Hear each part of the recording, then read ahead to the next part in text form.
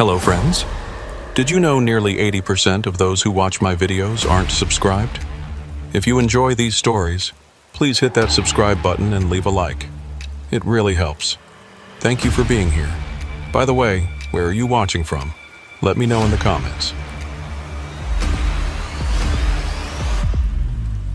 The name's Beauregard Thibodeau, though most folks just call me Beau. I've been hauling freight through Louisiana's back roads for the better part of 23 years now, and I thought I'd seen everything these swamps had to offer. The gators sunning themselves on broken-down docks, the fog so thick you could lose yourself 10 feet from your own rig, the way the Spanish moss hangs from the cypress trees like nature's own funeral shrouds. But what happened that night on the Atchafalaya Basin Bridge changed something fundamental in me. It's been 8 months since then, and I still can't drive that stretch without my hands going white on the wheel, without checking my mirrors every few seconds like I'm being followed by something that shouldn't exist. It started simple enough, with a regular haul from Houston to Lafayette. Nothing special about the load, just construction materials, steel beams, and rebar headed for some new development near Breaux Bridge. The dispatcher at Magnolia Freight, where I'd been working for the past decade, handed me the paperwork around 4 in the afternoon. Said I could wait until morning if I wanted, but the client was paying extra for a night delivery. Times being what they were, with diesel prices eating into everyone's margins and my daughter starting college next fall, I couldn't turn down the overtime. Should have listened to that little voice in my head, the one that's kept me alive all these years on the road. Should have waited for daylight. I pulled out of the Houston yard just as the sun was starting to paint the sky orange and purple, those deep Gulf Coast colors that make you understand why people never leave this part of the country, despite the hurricanes and the heat. The traffic was thick through the city, but once I hit Interstate 10 heading east, things opened up. I've always preferred driving at night when I can help it. Less traffic, cooler temperatures, and something about the darkness that makes the miles slide by easier. You get into a rhythm with just your headlights cutting through the black, the gentle rumble of the engine, and whatever's playing on the radio.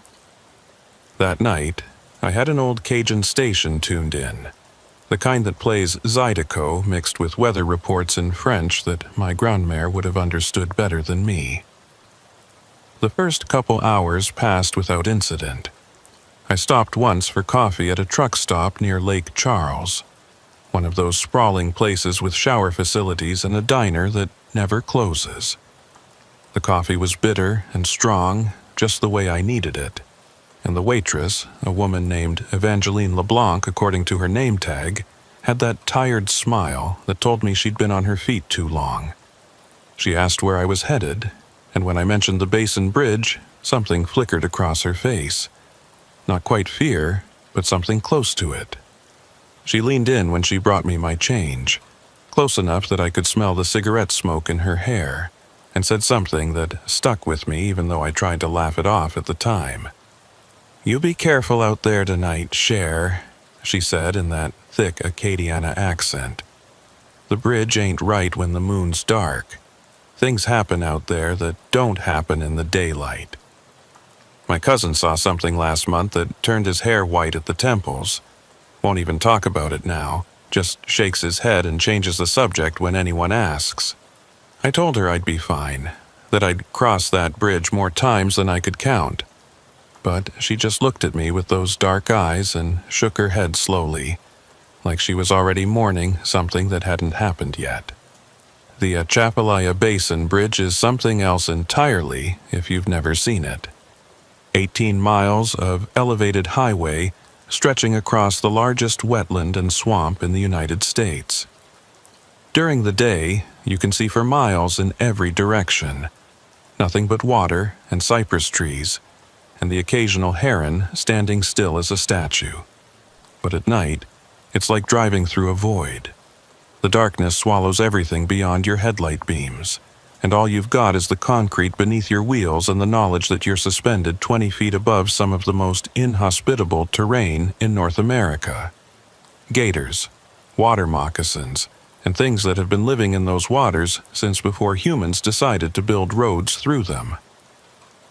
I hit the bridge around 11:30, right when the fog was starting to roll in from the water. It wasn't the thick stuff yet, just wisps that danced across the highway like ghosts.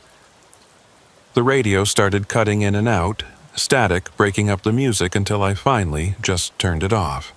That's when I noticed how quiet everything had gotten. Even with the windows up and the AC running, there's usually some noise, other vehicles passing, the sound of the tires on the road, something. But it was like someone had thrown a blanket over the world. Even my engine seemed muffled, like I was driving through cotton. That's when I saw the first set of lights in my mirror, headlights coming up fast behind me. Now, I'm used to people wanting to pass. When you're hauling 40 tons of steel, you're not exactly breaking any speed records. But these lights were different. They were the wrong color, for one thing. Not the white or slightly yellow of normal headlights, but almost green, like those old glass fishing floats you sometimes find washed up on the beach. And they were set too wide apart, like whatever was driving had a front end broader than any vehicle I'd ever seen on the road. I moved over to the right lane to let them pass, but the lights just hung back there, matching my speed exactly. 60 yards behind me, never getting closer, never falling back. I tried speeding up a little, pushing the rig harder than I usually would on a bridge at night. The lights kept pace. I slowed down, dropping to barely 40 miles per hour. They slowed too. By now, my hands were starting to sweat on the wheel, and I kept checking the mirrors every few seconds. The fog was getting thicker, reducing visibility to maybe 100 feet, and those green lights just floated there in the mist like eyes watching me. Then my CB radio crackled to life. I hadn't even realized it was on. I could have sworn I'd turned it off with the regular radio. The static was different from normal interference, almost rhythmic, like breathing. Then a voice came through, but it wasn't speaking English or even French. It was something older, more guttural, words that seemed to crawl out of the speaker and hang in the air of the cab. I reached for the radio to turn it off, and that's when I saw the figure standing on the side of the bridge. He was tall and thin, wearing what looked like old work clothes, the kind you might have seen on a laborer from 50 years ago. Denim overalls, heavy boots, a shirt that might have once been white but was now stained dark with something. But it was his face that made me nearly swerve into the barrier. It was wrong, like someone had tried to reconstruct features from memory and gotten the proportions off. The eyes were too far apart, the mouth too wide, and the skin had a grayish pallor that reminded me of fish scales. As I passed, driving no more than 40 miles per hour now, he turned his head to track my movement, and I saw him raise one hand, not in greeting, but holding something, a railroad lantern, the old kerosene kind, swinging it slowly back and forth. The light it gave off was the same sickly green as the headlights behind me. I pressed down on the accelerator, pushing the truck as hard as I dared in the fog, but now there were more figures.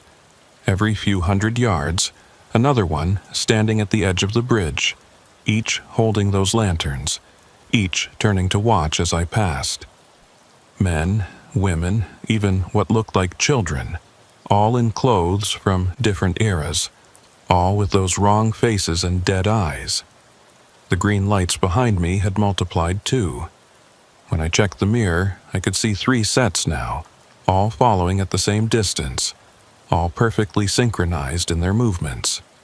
The CB radio kept broadcasting that strange language, and underneath it, I started to hear other sounds. Metal groaning, water splashing, voices screaming. It sounded like a recording of an accident, played over and over again. My speedometer was reading 70 now, way too fast for the conditions, but I didn't care. I just wanted off that bridge. The fog had gotten so thick I could barely see the lane markers, and the figures on the side were just shadows now. But I knew they were there. I could feel them watching. Then everything stopped.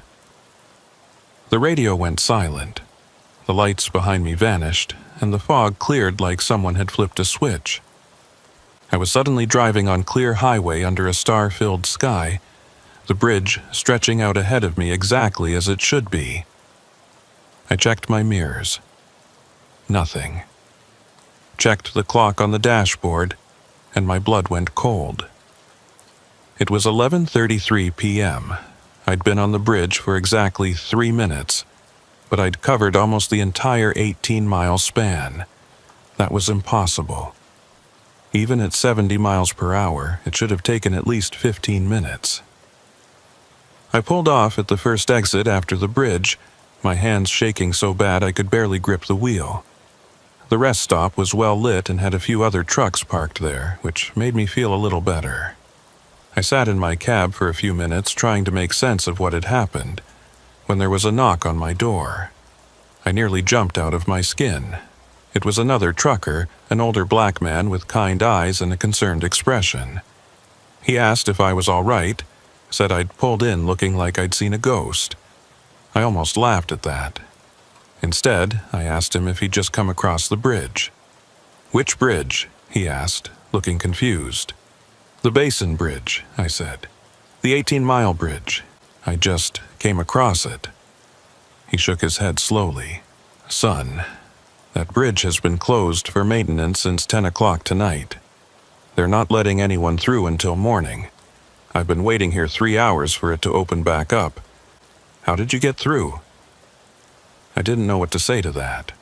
I showed him my paperwork, showed him the timestamp from the truck stop in Lake Charles.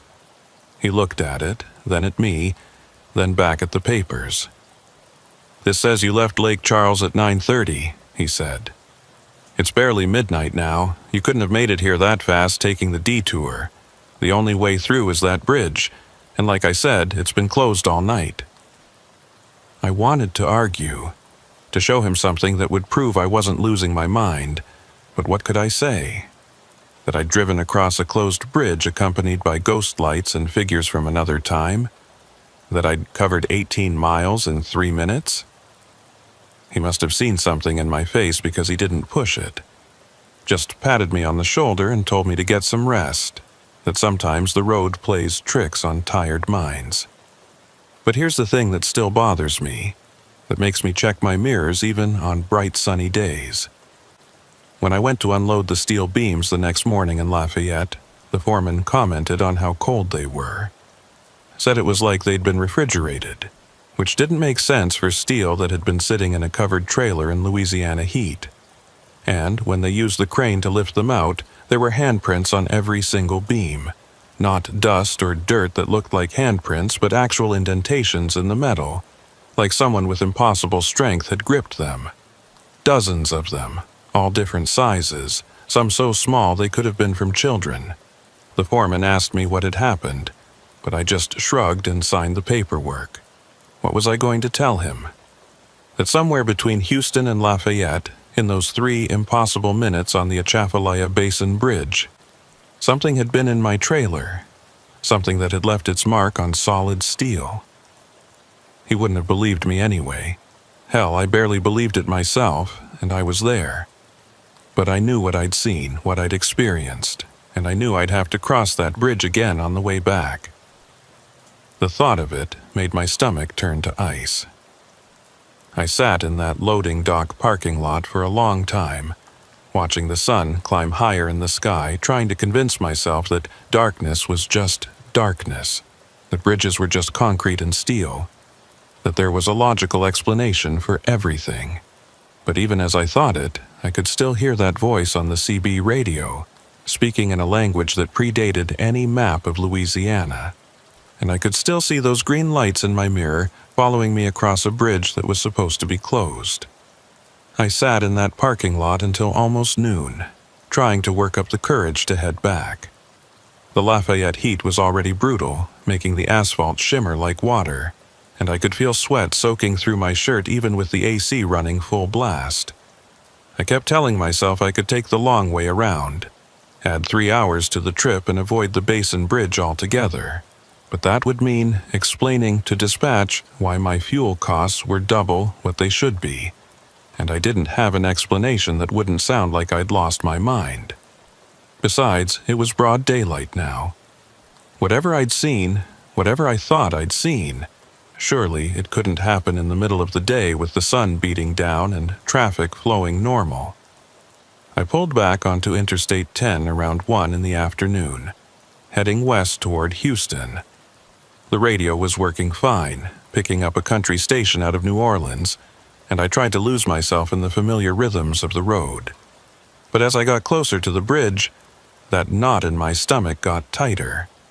I could see it rising up in the distance, that long stretch of concrete suspended over the swamp, and even in daylight it looked different to me now, like it was wearing a mask of normalcy over something ancient and wrong.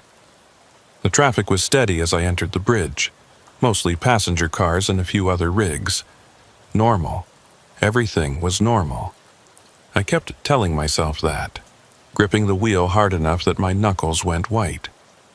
The sun was bright overhead, reflecting off the water below in thousands of glittering points of light. I could see fishing boats down there, people going about their daily business, and it helped calm my nerves a little. Made what happened the night before seem like a bad dream, something my tired mind had conjured up from too many hours on the road. I was about halfway across when I saw him. Clement Boudreaux, according to the faded name patch on his coveralls, standing on the narrow maintenance walkway that runs along the side of the bridge. He was working on something, maybe checking the barrier or inspecting the supports, but there was something about the way he stood that made me slow down. He was too still, like those figures from the night before, and when he turned to look at my truck, I saw his face clearly in the afternoon sun. It was normal, completely normal, just a middle-aged man with sun-weathered skin and tired eyes. But he was looking at me like he recognized me, like he'd been waiting for me specifically. As I passed, driving maybe 50 miles per hour now, he raised his hand. Not in a wave, but pointing at my trailer. His mouth was moving, like he was trying to tell me something urgent, but I couldn't hear him over the engine noise. I checked my mirrors after I passed, and he was walking along the maintenance walkway following my truck, still pointing, still trying to communicate something. Then he stopped, pulled out what looked like an old flip phone, and made a call. I saw him talking animatedly, gesturing at my truck as it pulled away, and something about his urgency made that cold feeling come back. 20 minutes later, just after I'd crossed the bridge and was breathing a little easier, I saw the state police lights in my mirror. 2 cruisers, coming up fast with their sirens wailing. My first thought was that I'd been speeding, but I checked my speedometer and I was right at the limit. They pulled alongside me, and one of the officers gestured firmly for me to pull over. I found the next exit and pulled into a way station that was closed for the day, the 2 cruisers boxing me in like I was some kind of dangerous criminal. The lead officer approached my cab cautiously, hand resting on his sidearm. He was young, maybe 30, with that kind of nervous energy that comes from adrenaline. His partner, an older man with sergeant stripes, hung back by their cruiser talking into his radio. The young officer asked for my license and registration, which I handed over without argument. He looked at them, then at me, then asked me to step out of the vehicle. His voice was polite but firm, the kind that doesn't really give you a choice. "Is there a problem, officer?" I asked as I climbed down from the cab. The afternoon heat hit me like a physical force, and I could feel sweat immediately start beading on my forehead. The young officer didn't answer directly, just asked me to walk to the back of my trailer with him. His partner had joined us now, and I noticed both of them kept their hands near their weapons, like they were expecting trouble. When we got to the back of the trailer, the sergeant asked me to open it. I explained that it was empty, that I'd already made my delivery in Lafayette, but he insisted. So I undid the lock and swung the doors open, expecting to show them nothing but an empty trailer. But it wasn't empty, not entirely. There was something on the floor, way in the back. Something dark and wet-looking that hadn't been there when I'd unloaded that morning. The officers shined their flashlights into the trailer, and we all saw it at the same time. Mud, thick and black, the kind you find at the bottom of the swamp. It was spread across the back third of the trailer floor in a pattern that looked almost deliberate, like someone had been drawing in it. But that wasn't the worst part.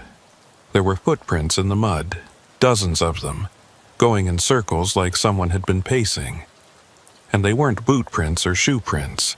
They were bare feet, with toes that seemed too long, too spread out, more like something that had spent its life climbing through marsh grass than walking on solid ground. The sergeant looked at me with an expression I couldn't quite read.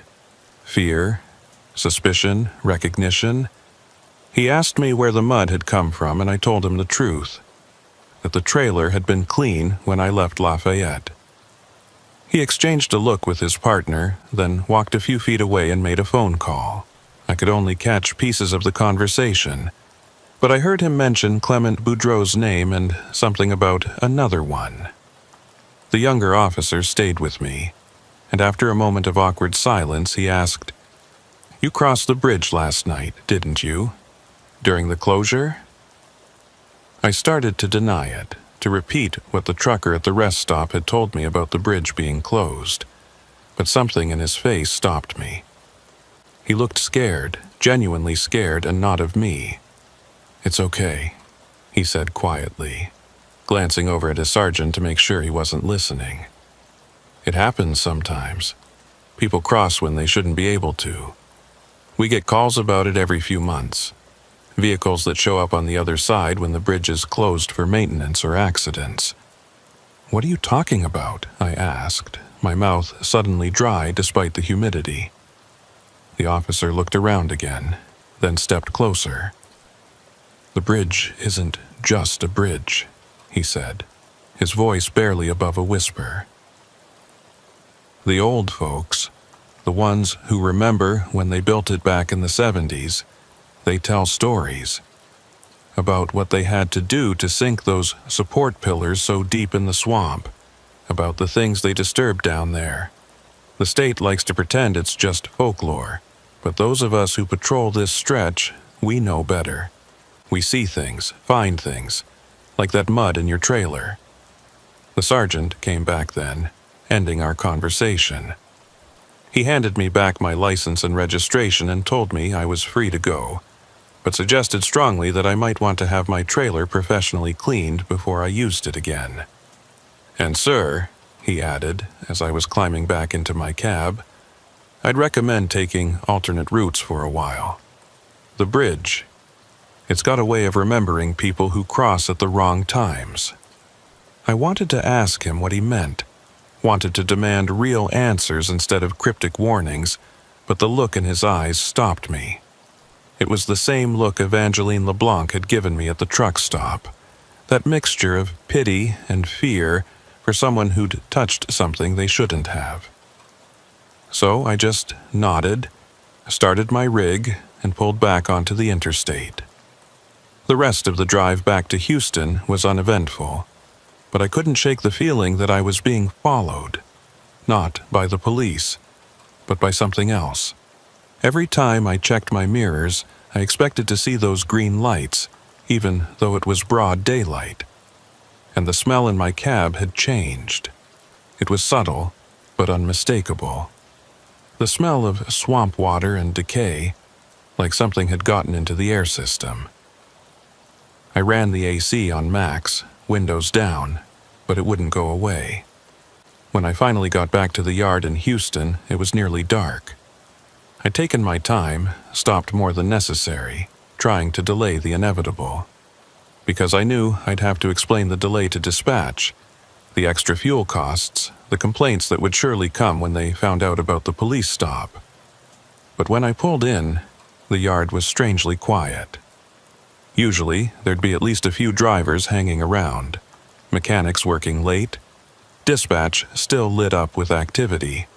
But there was just one person waiting for me, Marcus, the night manager, standing by the gate with a clipboard and a troubled expression.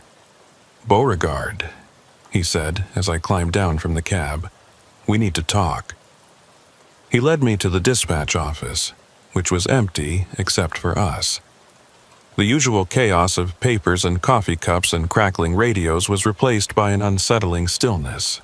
Marcus sat down heavily in his chair and rubbed his face with both hands before looking at me. "We got a call," he said, "from someone claiming to be with the State Department of Transportation.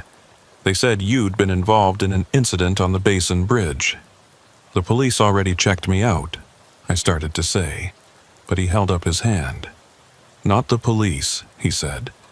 "This was different. They knew things, Bo. They knew about your route, your exact timing, even what you were hauling, and they said—" He paused, seeming to struggle with the words. "They said you'd been marked. That's the exact word they used, marked." I felt the blood drain from my face. "Marked for what?" I asked, though I wasn't sure I wanted to know the answer. Marcus shook his head. "They wouldn't say. Just said we should reassign you to different routes for a while. Keep you away from the basin area. And they said if you experienced any unusual situations, we should document everything but not report it through normal channels." He pulled out a business card and slid it across the desk to me. It was plain white with just a phone number, no name, no department, nothing. "This is who we're supposed to call if anything else happens," Marcus said. "Bo, I've been in this business 30 years and I've never gotten a call like that. What happened out there?" I wanted to tell him everything, to unload the whole insane story, but looking at his face, I realized he already knew more than he was saying. This wasn't the first time something like this had happened. The company knew about the bridge, about what could happen there. They just didn't talk about it. "I need some time off," I said instead. Marcus nodded immediately, almost relieved. "Take a week," he said. "Paid. We'll call it maintenance leave." As I turned to go, he called after me. "Bo, that trailer you were pulling, we're taking it out of rotation, permanently." I looked back at him, and he just shook his head. The cleaning crew took one look at it and refused to touch it. Said there were handprints all over the inside walls. Handprints that weren't there when you left. And that mud, it's not going away. It keeps coming back no matter how much they clean. It's like it's seeping up through the floor. I left the office and walked to my personal truck, the little Chevy I drove when I wasn't hauling freight. As I pulled out of the yard, I looked back at my rig one last time. It sat there under the security lights looking normal as could be. Just another truck in a lot full of them. But I knew better now.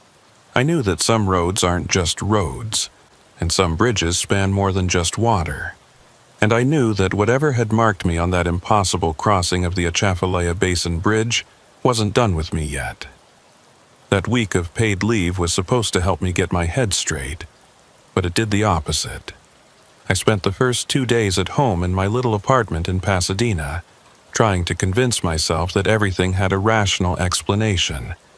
But at night, when I closed my eyes, I could still see those figures on the bridge, still hear that voice on the CB radio speaking in tongues that predated any map. And the smell wouldn't leave me alone. That swamp stench had followed me home, seeping into my clothes, my furniture, even my dreams.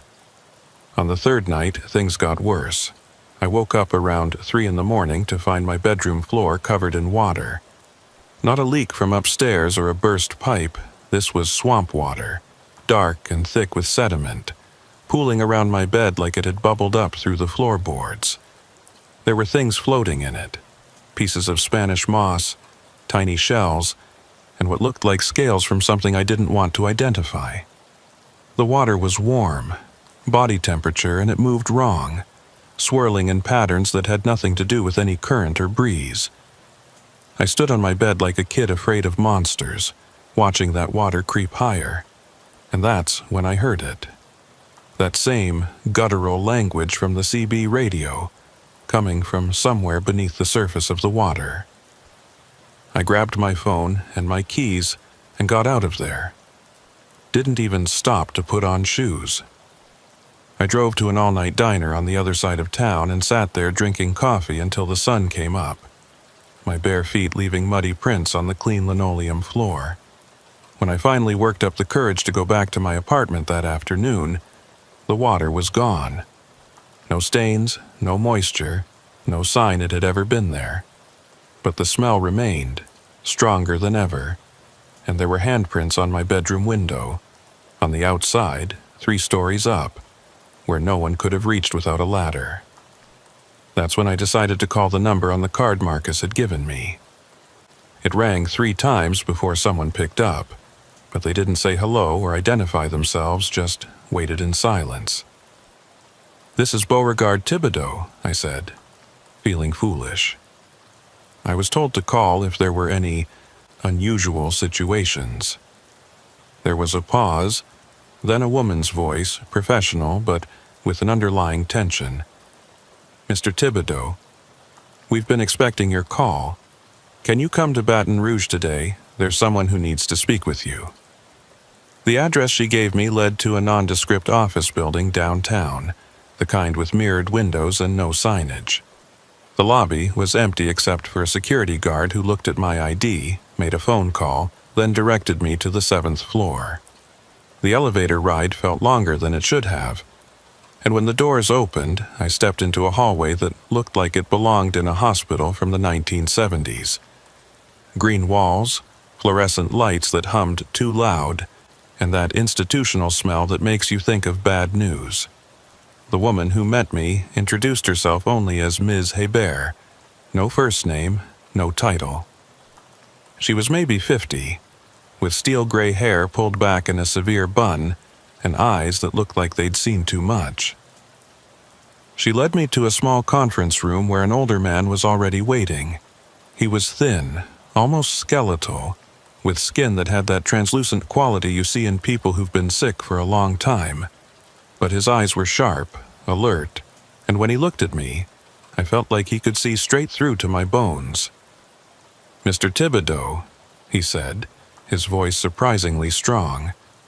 "My name is Dr. Arsenault. I run a small department within the state government that deals with, let's call them, infrastructure anomalies. The Atchafalaya Basin Bridge is one of our most active sites." He pulled out a manila folder, thick with papers and photographs, and spread them on the table. The photos were old, some dating back to the bridge's construction in the early 1970s. They showed workers, equipment, the massive concrete pillars being sunk into the swamp. But in every photo, there were anomalies.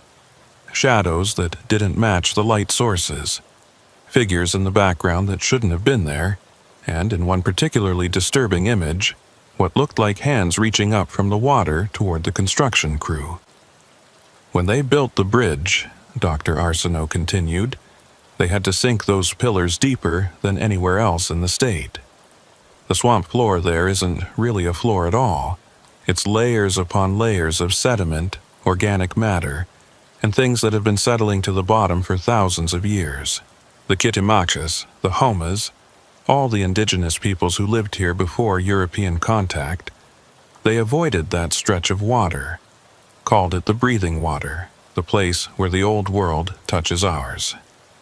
He pulled out another photo, this one more recent, showing a section of the bridge at night. There were lights underneath it, but not from any boats or maintenance crews. These lights were coming from the water itself, that same sickly green I'd seen in my mirrors. "Every few months," he said, "someone crosses when they shouldn't be able to. The bridge closes for maintenance or weather, but somehow certain vehicles make it through. We've tracked the pattern for 40 years now, and there's always commonalities. The drivers are always alone, always traveling at night, and always carrying something metal, steel beams, iron pipes, railway materials." "Why metal?" I asked, though I wasn't sure I wanted to know the answer. Dr. Arsenault and Ms. Hebert exchanged a look before he continued. "We believe the metal acts as a conductor of sorts." The indigenous peoples used to throw copper offerings into the water there, said it kept the spirits settled. When we stopped that practice and started driving thousands of tons of metal across every day, well, things became unbalanced. The bridge itself has become a kind of lightning rod for activity that should have stayed buried in the sediment. Ms. Hebert spoke up then, her voice clinical, detached. What you experienced, Mr. Thibodeau, was what we call a temporal overlay. For those few minutes, you weren't just crossing the modern bridge. You were crossing all the bridges. The one that exists now, the one that existed during construction, and the one that the indigenous people spoke of in their stories, the bridge between worlds that was there long before we poured any concrete. But none of this explains why it's following me home, I said, telling them about the water in my apartment, the handprints, the continuing smell.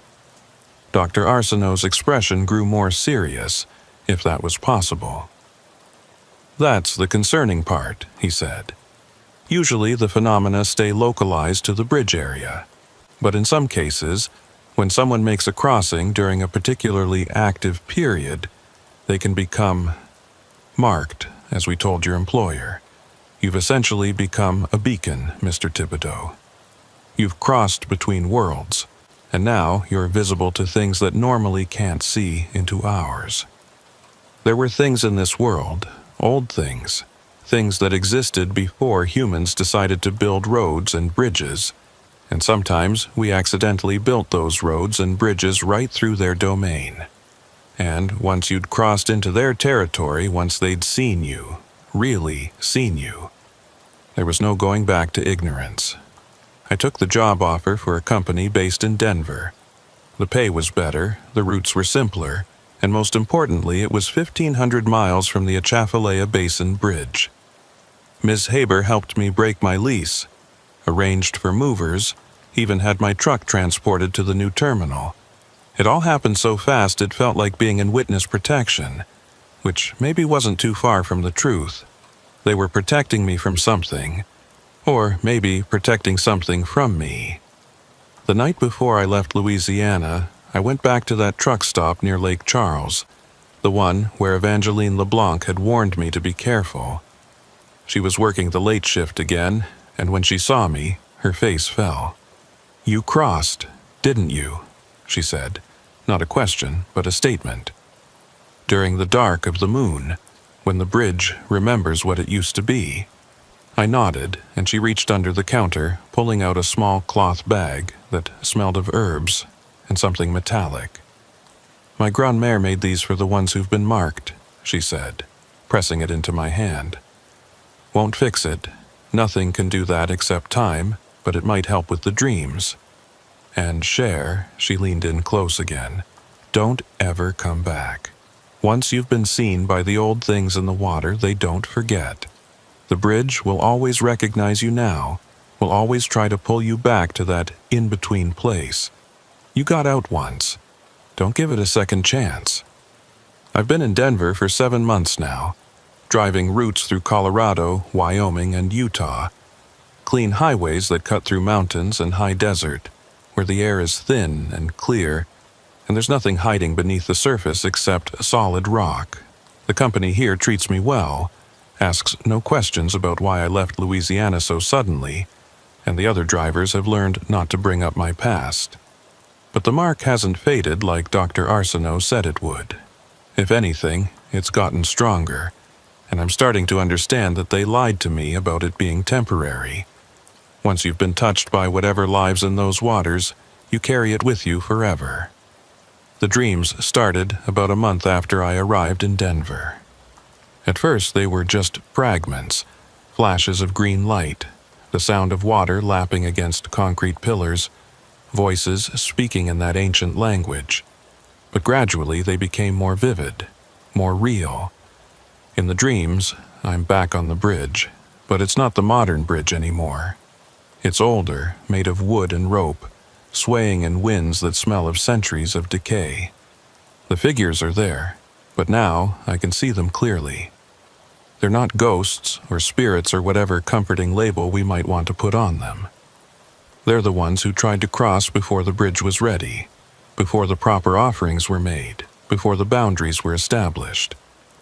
They've been walking that bridge for longer than Louisiana has been a state, maybe longer than humans have been in this hemisphere, and they're angry that we built our concrete monument right through their eternal crossing.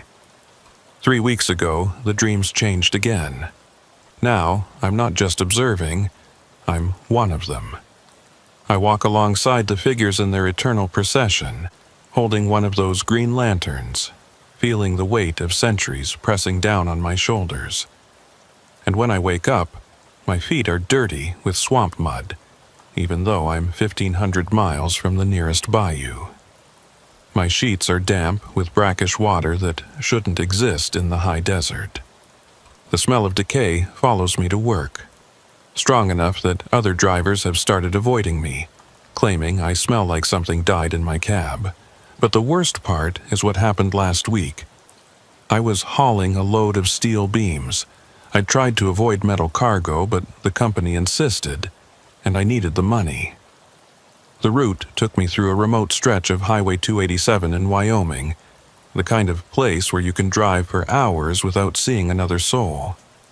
It was just past midnight when I saw it, an exact replica of the Atchafalaya Basin Bridge, stretching across a valley that should have contained nothing but sagebrush and dust. The same concrete pillars, the same green signs, even the same fog rolling in from nowhere. I tried to turn around, but my truck wouldn't respond. The steering wheel moved, but the rig kept going straight, pulled toward that impossible bridge like iron filings to a magnet. As I got closer, I could see them. All the figures from that night 7 months ago, standing along the sides, waiting for me. And in the middle of the bridge, right where the road should have been clear, stood Clement Boudreaux, not the living man who tried to warn me that day, but something wearing his shape, using his face like a mask that didn't quite fit right. "You can't run from the crossing," he said, and his voice was like water gurgling up from a deep well. "Every road leads back to the bridge. Every bridge is the same bridge. You've been between worlds, Beauregard Thibodeau, and now you belong to both and neither." He reached out with one hand, and I could see through it to the road beyond, like he was made of dirty water and old memories. The metal calls to us, it always has. The indigenous people knew this, fed us copper and gold to keep us sleeping. But you modern folk, you drive your steel carriages back and forth, wearing the boundary thin. And some of you, the unlucky ones, fall through. I wanted to argue, to deny what he was saying, but I could feel the truth of it in my bones. The truck had stopped moving, sitting in the middle of that impossible bridge, and I could feel something pulling at me, trying to drag me out of the cab and into that eternal procession. The figures were pressing closer now, their faces becoming clearer. I recognized some of them, drivers from the old photos Dr. Arsenault had shown me, workers from the bridge construction, even older faces that might have been French colonists or Spanish explorers. All of them had crossed at the wrong time, in the wrong way, and now they were part of the bridge itself, human pillars holding up a structure that existed in more than 3 dimensions. That's when I remembered the bag Evangeline LeBlanc had given me, the one from her grand-mère. I'd kept it in my jacket pocket all these months, a small comfort against the dreams. I pulled it out now, and immediately the figures stepped back. The bag was hot to the touch, almost burning, and when I opened it I found a collection of items that shouldn't have meant anything but somehow did. Copper coins green with age, a small piece of iron that looked like it had been part of a railroad spike, fragments of shell that could only have come from the deep bayou, and a folded piece of paper with words written in Creole that I couldn't read, but somehow understood. I spoke those words aloud, my tongue struggling with sounds it had never made before, and the bridge began to shake. not like an earthquake, but like something breathing, something waking up after a long sleep.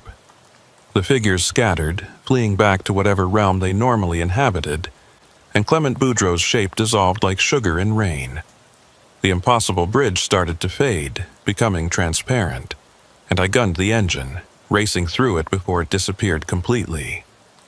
I burst out the other side onto normal Wyoming highway, my truck's engine screaming from the strain, and when I looked back, there was nothing but empty road and star-filled sky.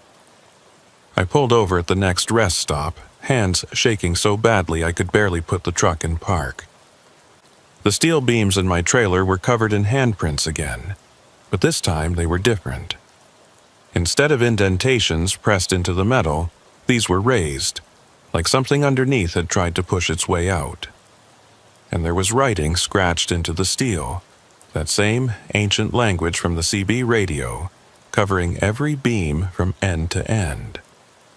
I took photos of it all, planning to send them to Dr. Arsenault, but when I looked at them later, the images showed nothing but normal, unmarked steel. I delivered the load the next morning to a construction site in Cheyenne. The foreman complained that the beams were ice cold and wouldn't warm up no matter how long they sat in the sun. A week later, I heard that the building they were constructing had to be demolished after workers reported seeing figures walking through the walls, shadows that moved without sources, and voices speaking in languages that predated any human settlement in Wyoming. The company hushed it up, but word spreads among drivers. Now, nobody will haul steel on the routes I take. They all know I'm marked, that I carry the bridge with me wherever I go. Dr. Arsenault finally returned my calls last night. He sounded older, tired, like the weight of keeping these secrets had aged him years in just months. "It's spreading," he said without preamble. "The phenomenon isn't staying localized anymore. We've had reports from Texas, Mississippi, Arkansas. Bridges that shouldn't exist appearing on highways, drivers crossing when the roads are closed, cargo arriving with impossible modifications. And they all trace back to that night you crossed." "What do you mean, trace back to me?" I demanded. But I already knew the answer. Somehow, when I'd made that impossible crossing, I'd torn something, weakened a boundary that had been holding for decades.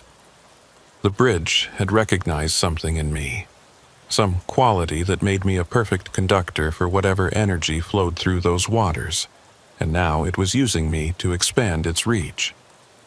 "We need you to come back," Dr. Arsenault said. "To Louisiana, to the bridge. You're the only one who's crossed and retained enough of yourself to talk about it coherently. The others, they're either gone completely or so changed they can't function in normal society. We think if you cross again, intentionally this time, with the proper preparations, we might be able to seal the breach." The proper preparations. I wanted to laugh at that. What preparation could there be for deliberately driving into a nightmare? But I knew I would go. Not because I trusted Dr. Arsenault or his mysterious department, but because I could feel the pull of the bridge getting stronger every day. It was calling me back, and eventually, whether I wanted to or not, I would answer. Every road I drove seemed to curve toward Louisiana. Every map I looked at showed the Atchafalaya Basin at its center, and every time I closed my eyes, I could hear those voices chanting in the ancient tongue, welcoming me home. I'm writing this all down because I leave for Louisiana tomorrow, and I don't think I'm coming back.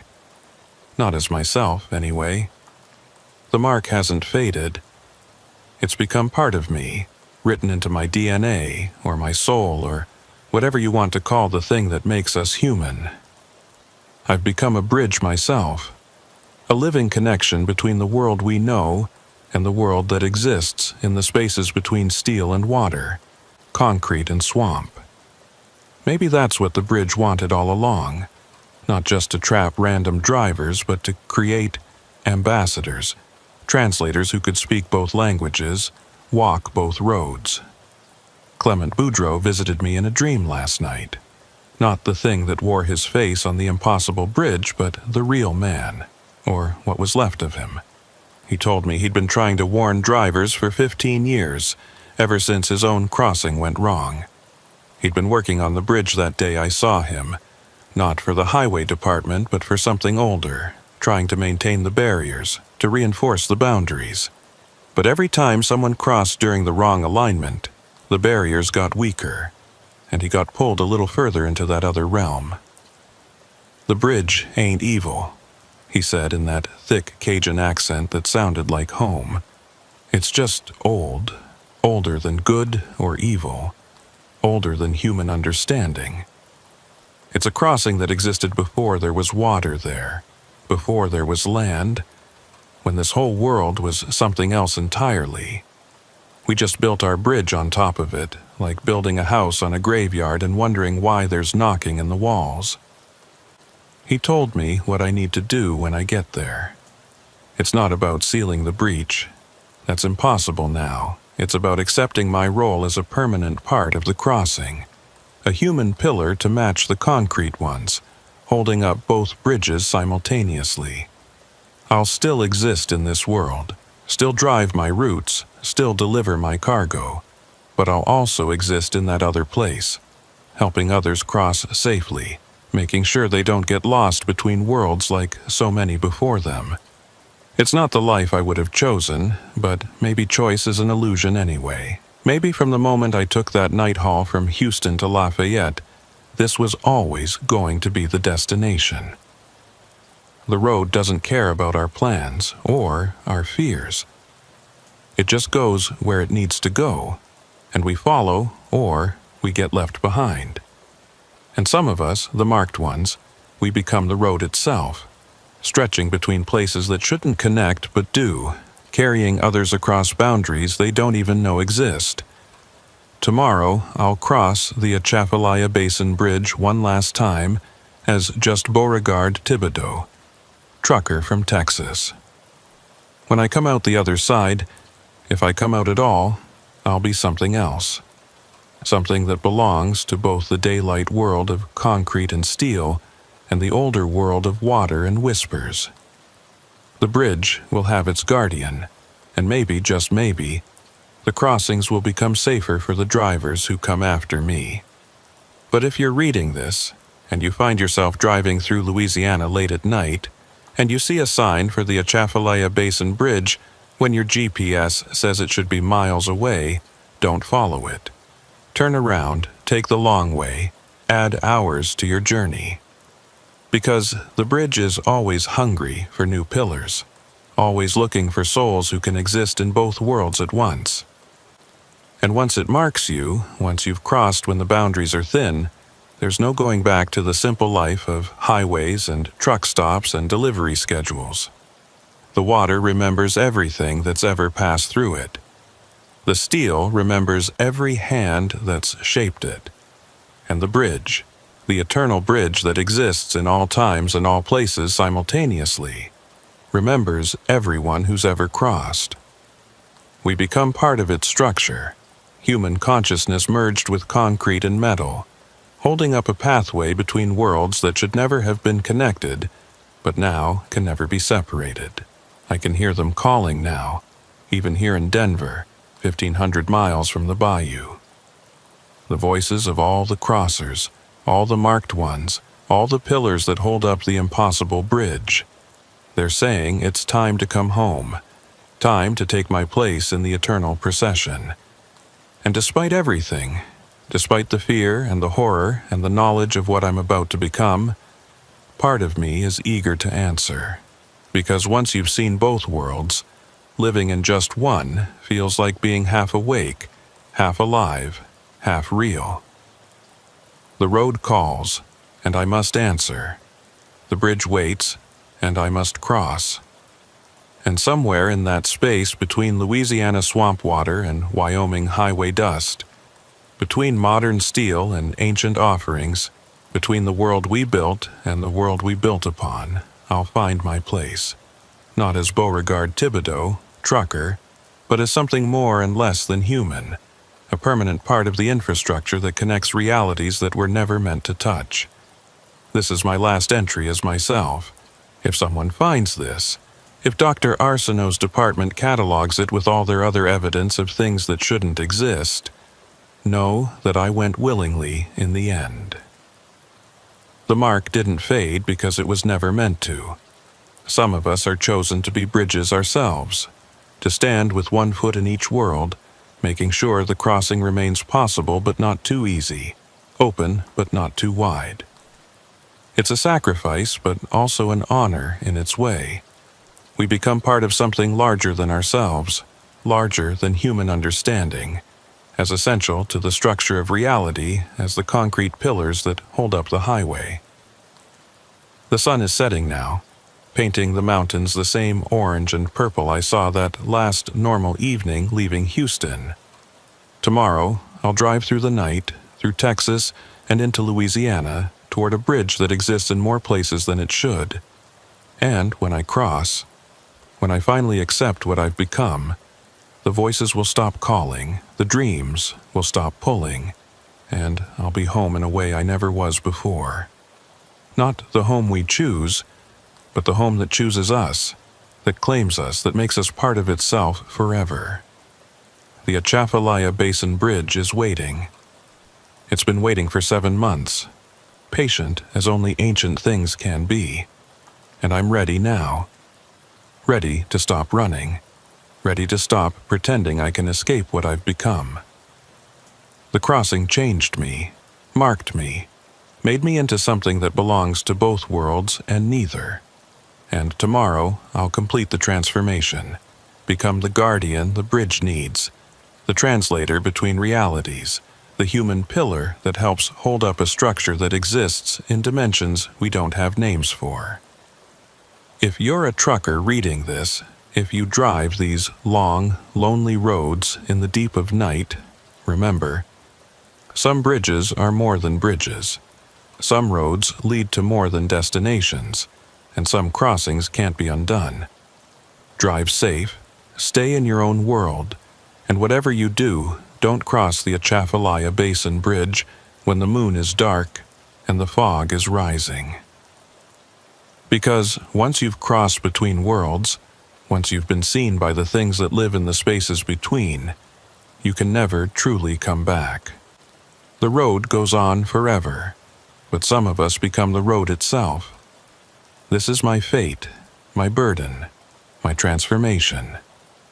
And somewhere in the swamps of Louisiana, where the water is older than memory and the boundaries are thinner than paper, the bridge is waiting to welcome me home. My name is Jedediah Fontenot, and I've been driving 18-wheelers through the Deep South for nearly 19 years. Started when I was 22, fresh out of a failed attempt at college, thinking I'd do it for a year or two until I figured out what I really wanted. But the road has a way of claiming you, making you forget there was ever any other life you might have lived. I've hauled everything from livestock to hazardous materials, driven through hurricanes and ice storms, seen the sunrise over the Rockies and set over the Gulf. But nothing in all those years prepared me for what happened that October night on the back roads between Arnaudville and Grand Coteau, in the heart of Cajun country where the old ways still hold sway, and some families keep secrets that go back generations. It was supposed to be a milk run, the kind of easy haul that barely registers in your memory after a few days. I was carrying a load of industrial refrigeration units from a warehouse in Shreveport down to a new seafood processing plant near Del Cambre. The normal route would have taken me straight down I-49 to Lafayette, then over to the coast. But there was major construction near Opelousas that had traffic backed up for miles. Dispatch suggested I take the back roads through St. Landry Parish, said it would add maybe 30 minutes, but save me from sitting in traffic for hours. I should have just waited it out. Should have sat in that traffic until my eyes bled from staring at taillights. But I was eager to get the run done. Had plans to take a few days off, maybe drive up to see my sister in Memphis. so I took the detour. The first sign something was wrong came about an hour after I left the interstate. The GPS started acting strange, not losing signal exactly, but showing my position jumping around, like I was teleporting between roads that didn't connect. 1 second I was on Highway 103, the next it showed me 5 miles away on some parish road I'd never heard of. The screen would flicker, the voice would cut out mid-instruction, then come back speaking what sounded like French, except not quite the French I remembered from high school. This was older, thicker, full of words that seemed to catch in the speaker's throat like they were afraid to let them fully escape. I tried to reset the unit, but it wouldn't respond to any inputs. The screen just kept showing this maze of roads that didn't match any map of Louisiana I'd ever seen. Roads with names like Chemin des Ombres Perdus and Rue de la Dernière Prière, which even with my limited French I could tell meant something about lost shadows and last prayers. Not exactly comforting when you're alone in a 40-ton rig on roads barely wide enough for 2 cars to pass. But I kept driving, figuring I'd eventually hit a main road or see a sign for something familiar. The cab was getting cold, despite the heater running full blast, and there was this smell seeping in through the vents, like wet earth and something else, something sweet and rotten like fruit that's been left to ferment in the sun. The engine started missing about 20 minutes later. Just little stutters at first, barely noticeable unless you'd been driving the same rig for 3 years and knew every sound it made. Then it got worse. Violent coughs that made the whole truck shudder. I checked the gauges. Everything looked normal. Oil pressure fine, temperature right where it should be, plenty of fuel. But the engine kept struggling, like something was blocking the air intake or the fuel lines were full of syrup. I knew I needed to pull over, but the road had narrowed to barely more than a single lane, lined on both sides by massive oak trees whose branches formed a tunnel overhead, blocking out the stars and most of the moon. Then it died completely.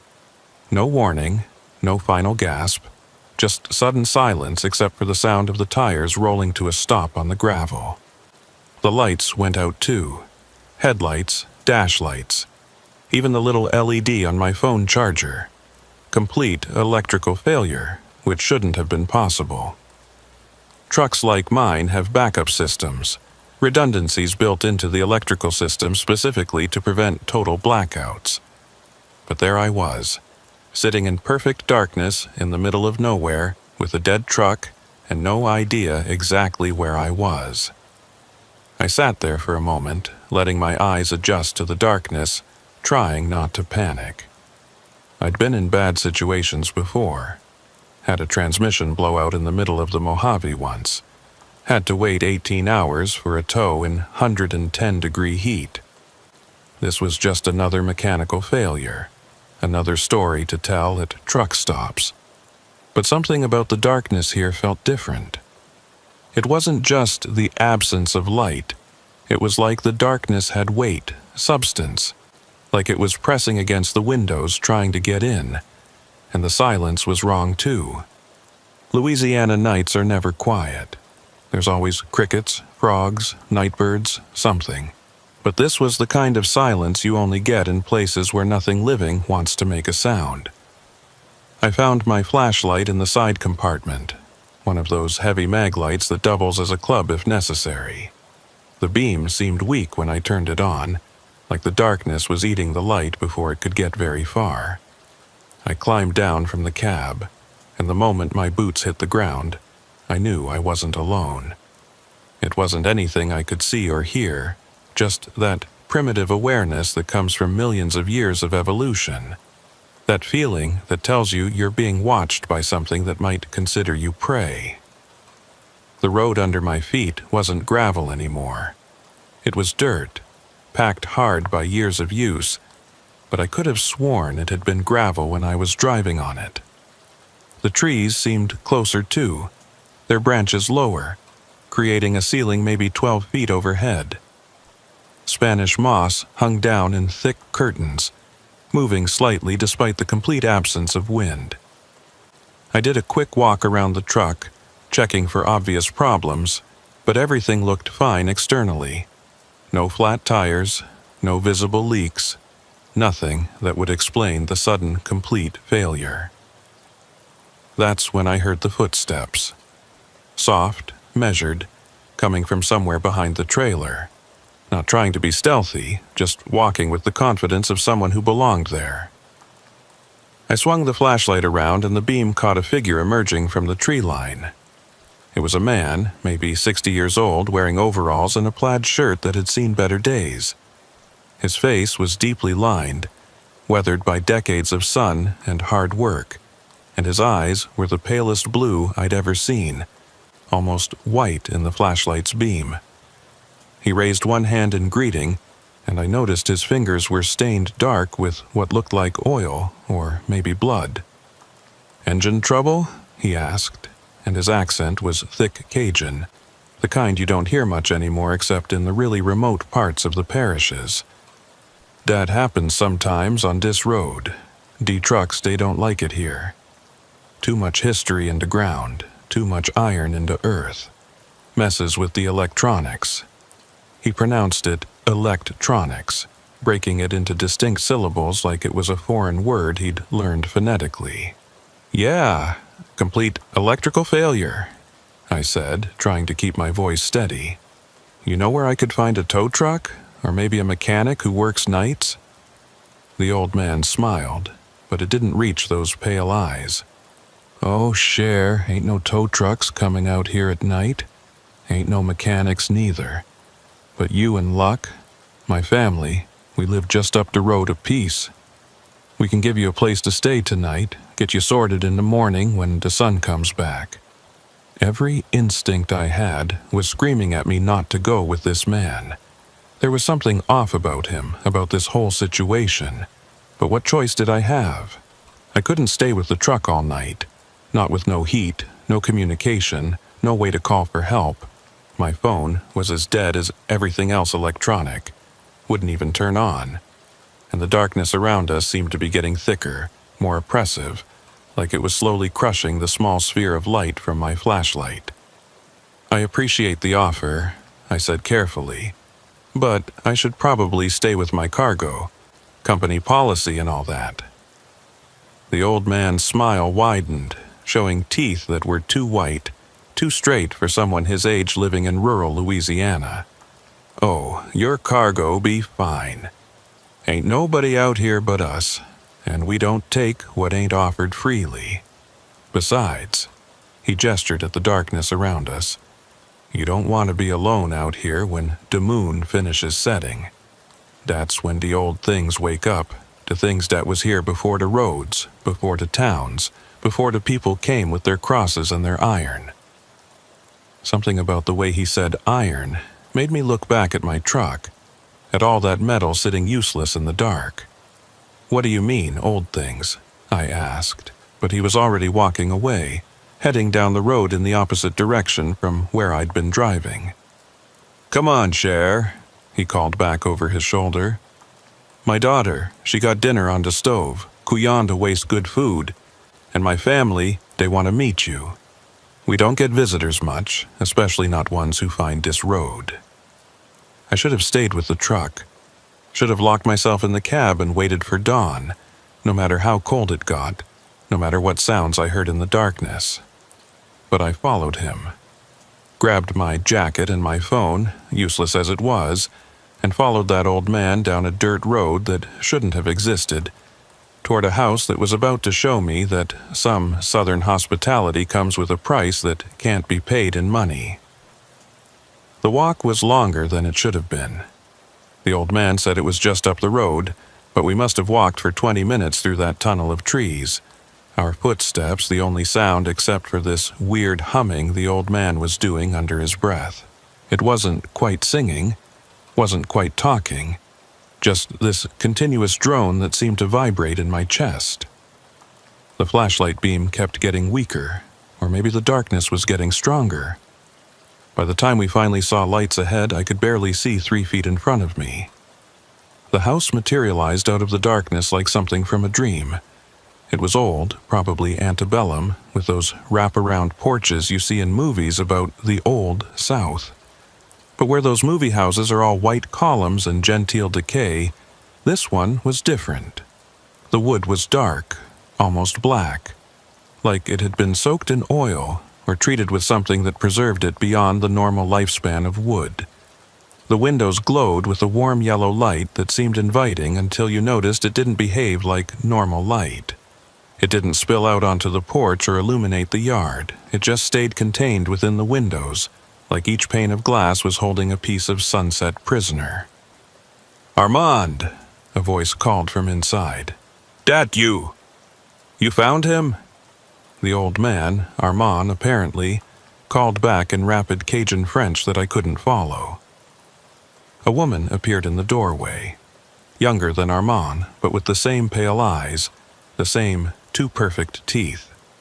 She was wearing a simple house dress that could have been from any era in the last 100 years, and her hair was pulled back in a style I'd only seen in old photographs. "Welcome," she said, her accent lighter than Armand's but still noticeable. "I'm Marie Bro, Armand's wife. You must be cold. Come in, come in. Celestine has made gumbo."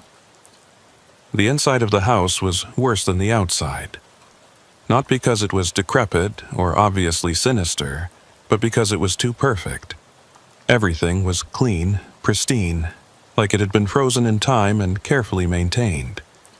The furniture looked handmade, carved from that same dark wood as the house's exterior. The walls were covered in photographs, hundreds of them, all in matching frames, showing what must have been generations of the Bro family. But something was wrong with the pictures. The faces were all similar, too similar, like the same people had been photographed over and over across decades. And their eyes, all of them had those same pale, almost colorless eyes. A younger woman emerged from what I assumed was the kitchen, carrying a tray with bowls of something that smelled incredible. This must have been Celestine, the daughter Armand had mentioned.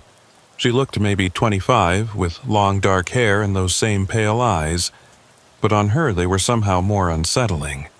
When she looked at me, I felt like she was seeing through me, into me, cataloging everything I was and everything I might be useful for. "You must be hungry," she said, setting a bowl in front of me. The smell hit me full force, rich, spicy, perfect gumbo that made my stomach clench with sudden hunger. "Eat, you'll need your strength." There was something odd about the way she said it, like she was talking about more than just recovering from a long drive. But I was hungry, and the food smelled amazing, and what harm could there be in a bowl of gumbo? I took a bite, and it was the best thing I'd ever tasted. Rich and complex, with flavors I couldn't identify, meat so tender it fell apart on my tongue. But as I ate, I noticed the family wasn't eating. They were all watching me, Armand, Marie, Celestine, and now 2 younger men who had appeared from somewhere deeper in the house, all of them with those pale eyes, all of them smiling those too perfect smiles, all of them absolutely still, except for the synchronized rise and fall of their breathing. "It's good, yes?" Marie asked, and I nodded, unable to stop eating even though something in the back of my mind was screaming that this was wrong, that I needed to leave immediately. "Old recipe," she continued, "passed down through the family for generations. Very special ingredients, very particular in what we use." The room was getting warmer, or maybe I was. Sweat started beading on my forehead, and the edges of my vision began to blur. The last thing I clearly remember from that first night was Celestine leaning over me, her face inches from mine, those pale eyes filling my entire field of vision. "Don't fight it," she whispered. "It's easier if you don't fight. And we promise we'll take good care of your body while you're gone."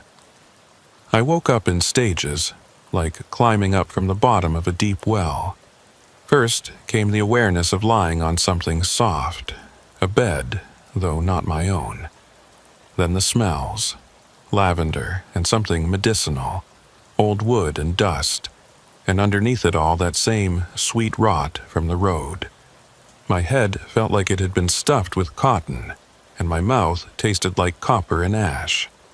When I finally managed to open my eyes, I found myself in a small room with walls covered in that same dark wood. No windows, just a single oil lamp burning on a dresser that looked hand-carved from cypress. I tried to sit up, but my body wouldn't respond properly. Not paralyzed exactly, but sluggish, like all my nerves were firing through molasses. That's when I noticed the markings on the walls. At first, I thought they were just patterns in the wood grain, but as my eyes adjusted, I realized they were deliberate. Symbols carved deep into the wood, filled with something dark that might have been wax or blood.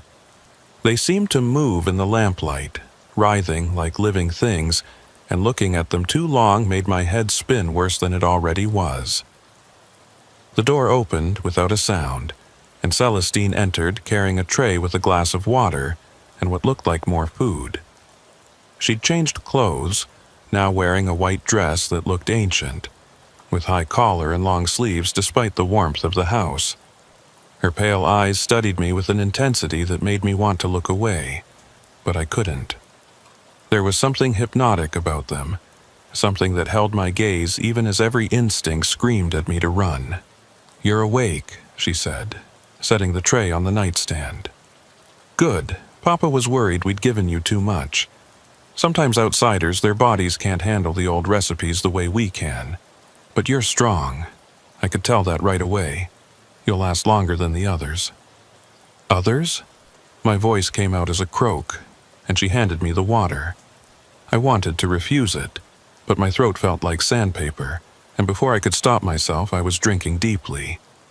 The water tasted wrong, metallic and thick, with an aftertaste like pond scum. But I couldn't stop drinking until the glass was empty. "Oh yes," she said, taking the glass back. "We get visitors sometimes. Lost travelers who find the old road when the conditions are right. Papa says it only appears to certain people, those with the right kind of energy, the right kind of essence. The road chooses them, brings them to us, and we take care of them." She sat on the edge of the bed, and I tried to move away, but my body still wouldn't cooperate. She reached out and placed a hand on my forehead, and her skin was cold, so cold it burned. "Your truck," she said, "it's already gone, dissolved back into the iron and oil it came from. The road takes everything eventually, metal, rubber, glass, breaks it all down and feeds it to the earth. But people, living people, we're different. We don't dissolve, we transform." "What are you talking about?" I managed to ask, though part of me already knew I didn't want the answer. Celestine smiled, and for a moment, her face seemed to flicker, showing something else underneath. Something older, hungrier, with too many teeth and skin like bark. "My family has been here for 300 years, she said. "Maybe more. Time works different in the deep parishes, where the swamp meets the old forest and the barriers between worlds get thin. We made a deal, long before Louisiana was American, before it was French, back when the native peoples still knew which spirits to feed and which to avoid. We feed the road, and the road keeps us alive, keeps us young, keeps us strong." She stood up and walked to the wall with the carved symbols, running her fingers along them like she was reading Braille. "These markings, they're not decoration. They're contracts, agreements written in the old language. Each one represents a person who's passed through our house, given themselves to the road. Their bodies stay here working our fields, maintaining our home, while their spirits become part of the infrastructure, you might say, part of the network of roads that exists underneath the roads everyone else sees." "You're insane," I said, trying again to sit up. This time, I managed it, though the effort left me gasping. There's no such thing as magic roads and spirit contracts. You drugged me with something in that food, and now you're trying to scare me with ghost stories. Celestine laughed, a sound like wind chimes made of bone. Ghost stories. If only it were that simple. Tell me, Jedediah. Yes, I know your name. The road told us everything about you. Have you looked outside yet? Have you seen what's become of the world since you entered our house? She walked to what I now realized was a window, hidden behind a heavy curtain. When she pulled it aside, I expected to see daylight, or at least the yard I'd walked through to get to the house. Instead, there was nothing. Not darkness, not light, just a gray void that hurt to look at, like my eyes couldn't quite focus on the absence of everything. We're between, she said simply. Between your world and the old world. Between the roads you know and the roads that have always been. This house exists in both places simultaneously. A bridge between realities. When you ate our food, you began the transition. Your body is here, but your spirit is already starting to separate, to prepare for its new purpose. I forced myself to stand, using the wall for support. The cymbals under my hand felt warm, pulsing with a rhythm that might have been a heartbeat. I'm leaving, I said, though I had no idea how. You can't keep me here. Can't we? Armand's voice came from the doorway. He looked different now, taller, straighter, like the elderly man I'd met on the road had been a disguise he no longer needed to maintain. You already tried to leave, Cher. 3 times in your sleep, you got up and walked to the door. But you always came back. The house wouldn't let you go. Or maybe you wouldn't let yourself go. Hard to tell the difference after a while. 3 times? I had no memory of trying to leave. No memory of anything between eating the gumbo and waking up in this room. How long have I been here? Time, Marie said, appearing beside her husband. Such a human concept. You've been here an hour, a day, a week. All true, all false. In your world, your truck has been missing for 3 days. They're searching for you, putting up posters, calling your family. In our world, you've been here since before the house was built, and you'll be here long after it crumbles. Time is just another road, and we know all the shortcuts. This had to be a hallucination. Maybe I'd crashed the truck, hit my head, and this was all some dying dream as I bled out in the cab. But it felt too real, too detailed. The way the air tasted, the way the symbols on the walls seemed to whisper in languages I didn't understand. The way my body was simultaneously heavy and weightless, like I was underwater and floating at the same time. What do you want from me? I asked, though I was afraid I already knew the answer. Armand stepped into the room, and I could see now that his overalls were covered in stains that weren't oil or blood, but something else. Something that seemed to move and shift in the lamplight. We want what the road wants, he said. Your essence, your energy, your years. You'll work our fields, tend our house, help us maintain the barrier between worlds. And in exchange, you'll live forever, or at least as long as the roads exist. It's not a bad deal when you think about it. Better than dying in a truck crash, better than growing old and forgotten in some nursing home. And if I refuse, I asked, though even as I said it I could feel something inside me yielding, accepting, like part of me had already agreed to their terms.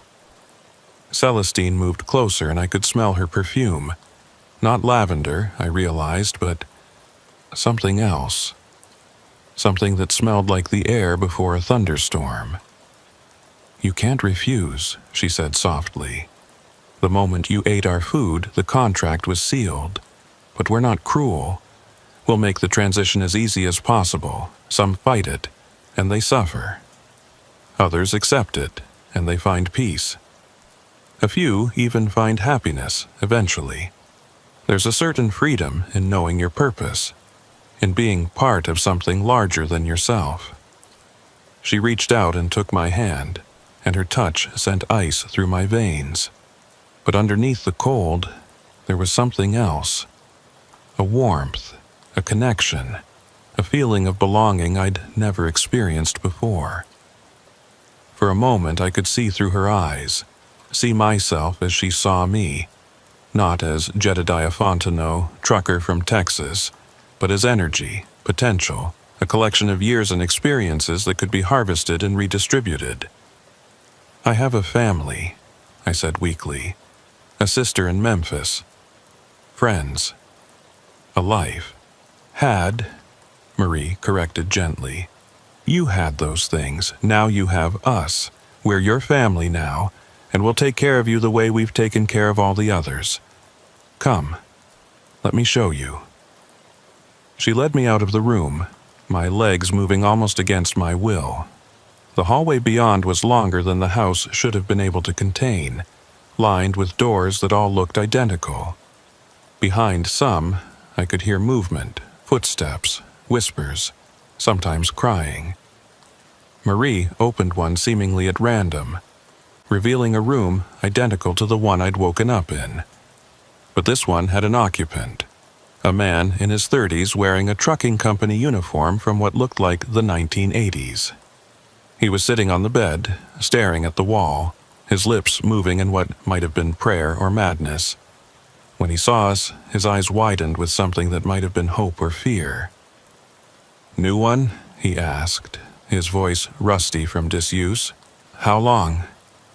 Marie answered in that rapid Cajun French, and the man laughed, a broken sound that made my skin crawl.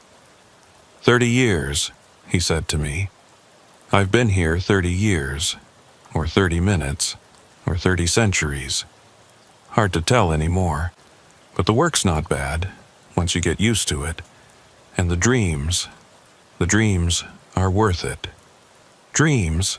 I asked, but Marie was already closing the door, leading me further down the hallway. We passed more doors, dozens of them, maybe hundreds. Behind each one, she explained, was someone like me. Someone who'd found the road, eaten the food, become part of the family's collection. Truckers, mostly, but also traveling salesmen, lost tourists, even a few locals who'd stumbled onto the property at the wrong time. "We don't take everyone," she said, as if this was supposed to be comforting. "Only those the road chooses. Those with the right kind of energy. You should feel honored. Out of all the people driving those highways, the road chose you. It saw something special in you, something worth preserving." We came to a door at the end of the hallway, larger than the others, made of a different wood that seemed to pulse with its own inner light. Marie produced a key from somewhere in her dress, an ancient thing made of what looked like bone, and unlocked it. The room beyond was vast, impossible, bigger than the entire house should have been. It was filled with machinery that hurt to look at, gears and pistons and tubes that seemed to be made of solidified shadow, all connected to a central apparatus that looked like a cross between an engine and an altar. "This is the heart," Armand said, appearing beside us. "The engine that keeps everything running. Every person we collect, their energy feeds into this, and this feeds into the roads. Not just the physical roads, but the conceptual ones, the paths between places, between times, between realities. We're maintenance workers, you might say, keeping the infrastructure of existence properly fueled." I watched in horror as Celestine approached the machine and placed her hand on what looked like a control panel made of carved wood and exposed nerves. The machine responded to her touch, parts of it lighting up with that same sickly green light I'd seen in the lamp. And for a moment I could feel it, the vast network of roads stretching across not just Louisiana, not just America, but across dimensions I couldn't name or comprehend. All of them hungry, all of them feeding on the energy of travelers, all of them maintained by families like the Bro, who'd made deals with forces older than human civilization.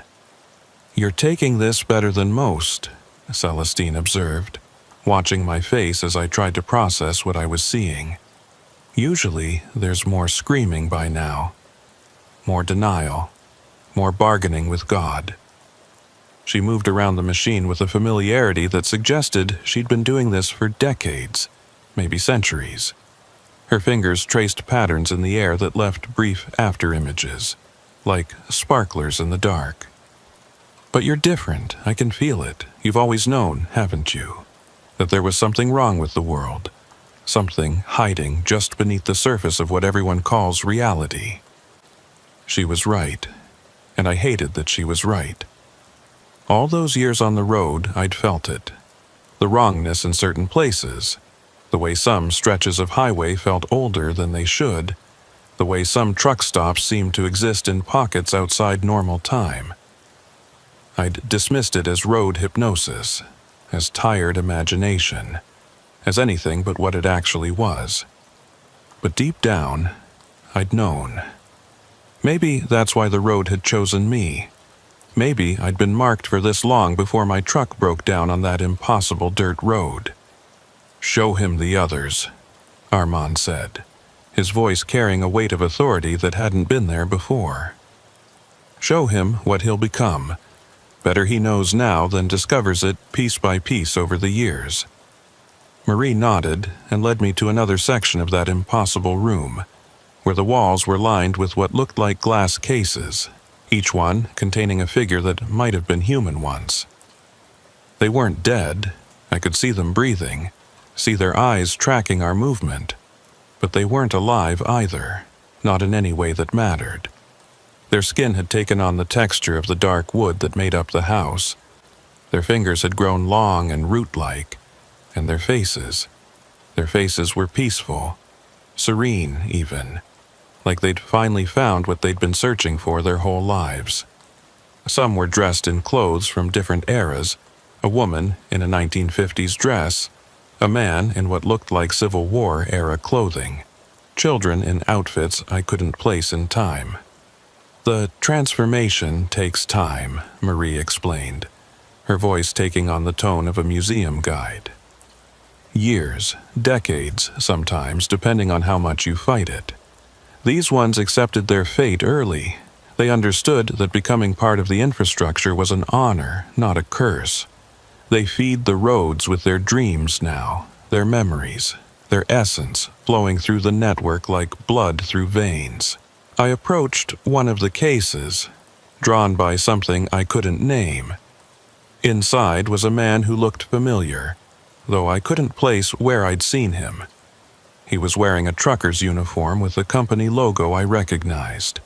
Magnolia Freight, same company that employed Beauregard Thibodeau, whose story I'd heard whispered about at truck stops for months. His eyes met mine, and his lips moved, forming words I couldn't hear through the glass. But I could read them. "Run, while you still can." "That's Douglas," Celestine said, appearing at my elbow. "He came to us about 6 months ago, fought harder than most. Broke 3 windows, set fire to the kitchen, even managed to make it all the way to where the road meets the highway before we brought him back. But in the end, they all come back. The transformation has already begun, you see. From the moment you eat our food, you're part of the family, part of the house, part of the road." 6 months. I looked at the man again. His skin was almost entirely wood now. His fingers had fused together into club-like appendages, and there were things growing from his scalp that might have been hair or might have been Spanish moss. He looks like he's been here for decades. "Time moves differently once the transformation begins," Armand said. "A day can be a year can be a minute. The road doesn't care about human concepts of time. It only cares about the energy, the essence, the fuel that keeps it running." I turned away from the cases, unable to look at what I was apparently destined to become. The machine in the center of the room was humming louder now, and I could feel it pulling at something inside me, something vital and irreplaceable. "There has to be a way out," I said, though even as I spoke, I could feel the futility of it. People can't just disappear. There are laws, investigations, someone will come looking. Marie laughed, but there was sadness in it. Oh, Cher, they do come looking. Police, FBI, even some folks from agencies that don't officially exist. But they never find us. How could they? We don't exist in their world, not really. This house, this road, it's all between spaces, between moments. We're in the gaps of reality, the places maps don't show because cartographers' minds won't let them see. Your truck, it's already been found, abandoned on a perfectly normal stretch of Highway 103.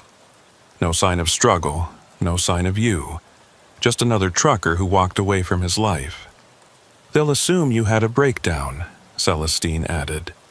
Stress of the job, too many lonely hours on the road. Happens all the time. Your family will mourn, your company will replace you, and life will go on. No one will ever know you're here. Feeding the roads with your dreams, keeping the infrastructure running for all those other travelers who pass overhead, never knowing what's beneath their wheels. The weight of it all was crushing. Not just the loss of my life, my freedom, but the knowledge that this had been happening for generations, maybe longer. How many missing truckers, traveling salesmen, lost tourists had ended up here or in places like this? How many families were there like the bro, maintaining these nightmare engines that kept reality from collapsing in on itself? Or was that just another lie, another way to make the victims feel like their sacrifice meant something? I want to see outside, I said suddenly. The real outside, not that gray void. I want to see the road where my truck broke down. Armand and Marie exchanged glances and Celestine shook her head. That's not wise, she said. Once you've seen the truth of where we are, going back becomes impossible. The cognitive dissonance alone could shatter your mind. I'll take the risk, I said, though I wasn't sure why it mattered. Maybe I just needed to confirm that the world I knew still existed somewhere, even if I could never return to it. After a long moment, Armand nodded. Show him, he said to Celestine. He's strong enough, and perhaps seeing will help him accept. Celestine led me back through the impossible hallways, past all those doors hiding centuries of victims, to what looked like a different entrance than the one I'd come through originally. This door was older, made of wood so ancient it had turned to something almost like stone. She produced another bone key and unlocked it, pushing it open to reveal not the yard I expected, but a view that made my mind reel. We were everywhere and nowhere at once. I could see the road where my truck had broken down, but I could also see every road that had ever existed in that spot. Game trails from before human habitation, Native American trading paths, colonial roads, the modern highway, and things that might be roads from futures that hadn't happened yet. They all existed simultaneously, overlapping like multiple exposures on old film, and traveling on all of them were the vehicles of every era: wagons, carriages, early automobiles, modern trucks, and things that hurt to look at because they shouldn't exist yet. This is the truth, Celestine said softly. Every road that ever was or ever will be exists here, in this space between spaces. And they all need fuel, all need maintenance, all need families like ours to keep them running. We're not the villains, Jedediah. We're the janitors of reality, the mechanics of existence. Without us, without the sacrifices we collect, it all falls apart. The roads collapse into each other. Time becomes a tangled knot, and humanity gets lost in the maze of its own making. I watched a Model T Ford drive through a Peterbilt truck without either driver noticing. Watched a Conestoga wagon share space with a vehicle that looked like it was made of crystallized light. And underneath it all, I could feel the hunger, the constant gnawing hunger of the roads for more energy, more essence, more fuel to keep the impossible machine running. "How many are there?" I asked. "How many families like yours?" Armand appeared beside us, and for the first time, I saw something like sympathy in those pale eyes. "Hundreds," he said. "Maybe thousands. All over the world, wherever humans have built roads on top of older paths, wherever the modern has tried to pave over the ancient. We're a network, a union of sorts. We share techniques, trade resources, sometimes even trade collected souls when the local roads need different kinds of energy. And it's been going on for how long?" I couldn't stop watching the temporal chaos outside, even though it was making my head pound. "Since the first humans decided to walk the same path twice," Marie answered, joining us at the door. "Since the first road was worn into the earth by repeated footsteps. That's when the hunger began, when the paths became aware, became needful. And that's when families like ours made the first deals. Our lives extended indefinitely, in exchange for feeding the roads what they craved." "But you're not alive," I said, finally understanding. "None of you are actually alive, are you? You're like them, like the ones in the cases. You've just learned to maintain the appearance better." Celestine smiled, and for a moment her face flickered, showing the wood and moss and root beneath the illusion of skin. "We're as alive as we need to be," she said. "More than the ones who give themselves completely to the road, less than the ones who never know we exist. We're in between, like everything else here." A sound from deep in the house made them all turn, their faces showing the first real emotion I'd seen: fear. "What was that?" I asked, but they were already moving, closing the door, locking it with the multiple keys I hadn't seen before. "He's waking up," Marie whispered, and Armand's face went grim. Too early. He shouldn't be awake for another decade at least. "Who's waking up?" I demanded, but they were already hurrying me back through the hallways. The sound came again, louder this time, like something massive shifting in the depths of the house. The walls began to groan, the symbols carved into them glowing with that sick green light, and I could feel the temperature dropping rapidly. "The first one," Celestine said, her voice tight with fear. "The original deal-maker, the patriarch of our family. He sleeps beneath the house in the roots of the machine, dreaming the dreams that keep everything stable. When he wakes—" She didn't finish, but she didn't need to. Whatever happened when the first one woke, it wasn't something even they wanted to experience. The house began to shake, not violently, but with a slow, rhythmic pulsing like a massive heartbeat. Dust fell from the ceiling, and cracks appeared in the walls, revealing not insulation or framework, but what looked like flesh, dark and twisted and older than anything should be. From somewhere far below, I heard a voice, speaking in that same ancient language I'd been hearing since I arrived, but with an authority that made the words feel like physical blows. "He's calling for the new one," Armand translated, his face pale despite its wooden texture. "He wants to see you, to judge if you're worthy of joining the family properly. This hasn't happened in my lifetime, and I've been here since 1887. He grabbed my arm, his grip stronger than any human's should be. "Listen to me very carefully. When you meet him, don't look directly at him. Don't speak unless he asks you a direct question. And whatever you do, don't tell him you want to leave.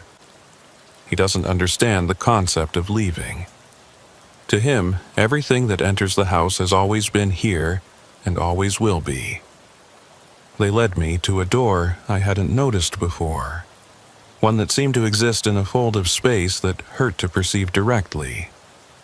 It was made of something that might have been metal or might have been crystallized shadow, and it was already opening, swinging inward with a groan that sounded almost like welcome. Beyond was a staircase that spiraled down into darkness so complete it seemed solid. "We can't go with you," Marie said, and there was something almost like pity in her voice. "This is between you and him. If you survive, if he accepts you, you'll be one of us truly. If not—" She didn't finish, but the way the three of them backed away from the door told me everything I needed to know. I wanted to run, wanted to fight, wanted to do anything but walk down those stairs. But my feet were already moving, carrying me forward without my conscious control. The door swung shut behind me with a finality that felt like the closing of a tomb, and I was alone in the darkness with only the sound of my own footsteps and the growing awareness of something vast and ancient waiting below. The stairs went down forever. Not hyperbole. I counted steps for the first 1,000, then lost track. The temperature continued to drop until my breath came out in clouds I couldn't see in the absolute darkness. The only sound was my footsteps, and that rhythmic pulsing that might have been a heartbeat or might have been the machine itself.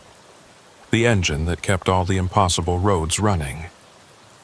Finally, after what felt like hours or days or years, the stairs ended.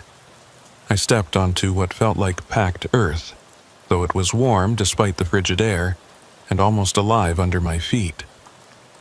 A light appeared in the distance, that same green glow I'd been seeing since this nightmare began, and I walked toward it with the inevitability of a man walking to his execution. The chamber I entered was vast beyond comprehension, carved from living rock or grown from some impossible organism. The walls pulsed with veins of light, and the ceiling was lost in darkness that seemed to go up forever, matching the eternal descent I'd just completed. And in the center, connected to the walls by thousands of root-like tubes that pulsed with dark fluid, was the first one. He wasn't human anymore, if he ever had been. The thing in the center of the chamber might have started as a man, centuries or millennia ago, but now it was something else entirely. The body, if you could call it that, was the size of a small building, made of the same dark wood as the house above, but twisted into impossible anatomical configurations. Where a face should have been, there were dozens of eyes, all different sizes, all those same pale blue-white that the Bro family shared. Arms, hundreds of them, sprouted from what might have been a torso, each one connected to the root tubes that ran into the walls. But it was aware. God help me, it was aware, and it was looking at me with all those eyes, seeing me in ways that human sight could never manage. I remembered Armand's warning and kept my gaze down, focused on the ground, but I could still feel its attention like a physical weight, pressing down on me from all directions. "New one," it said, and the voice came from everywhere, from the walls, from the floor, from inside my own skull.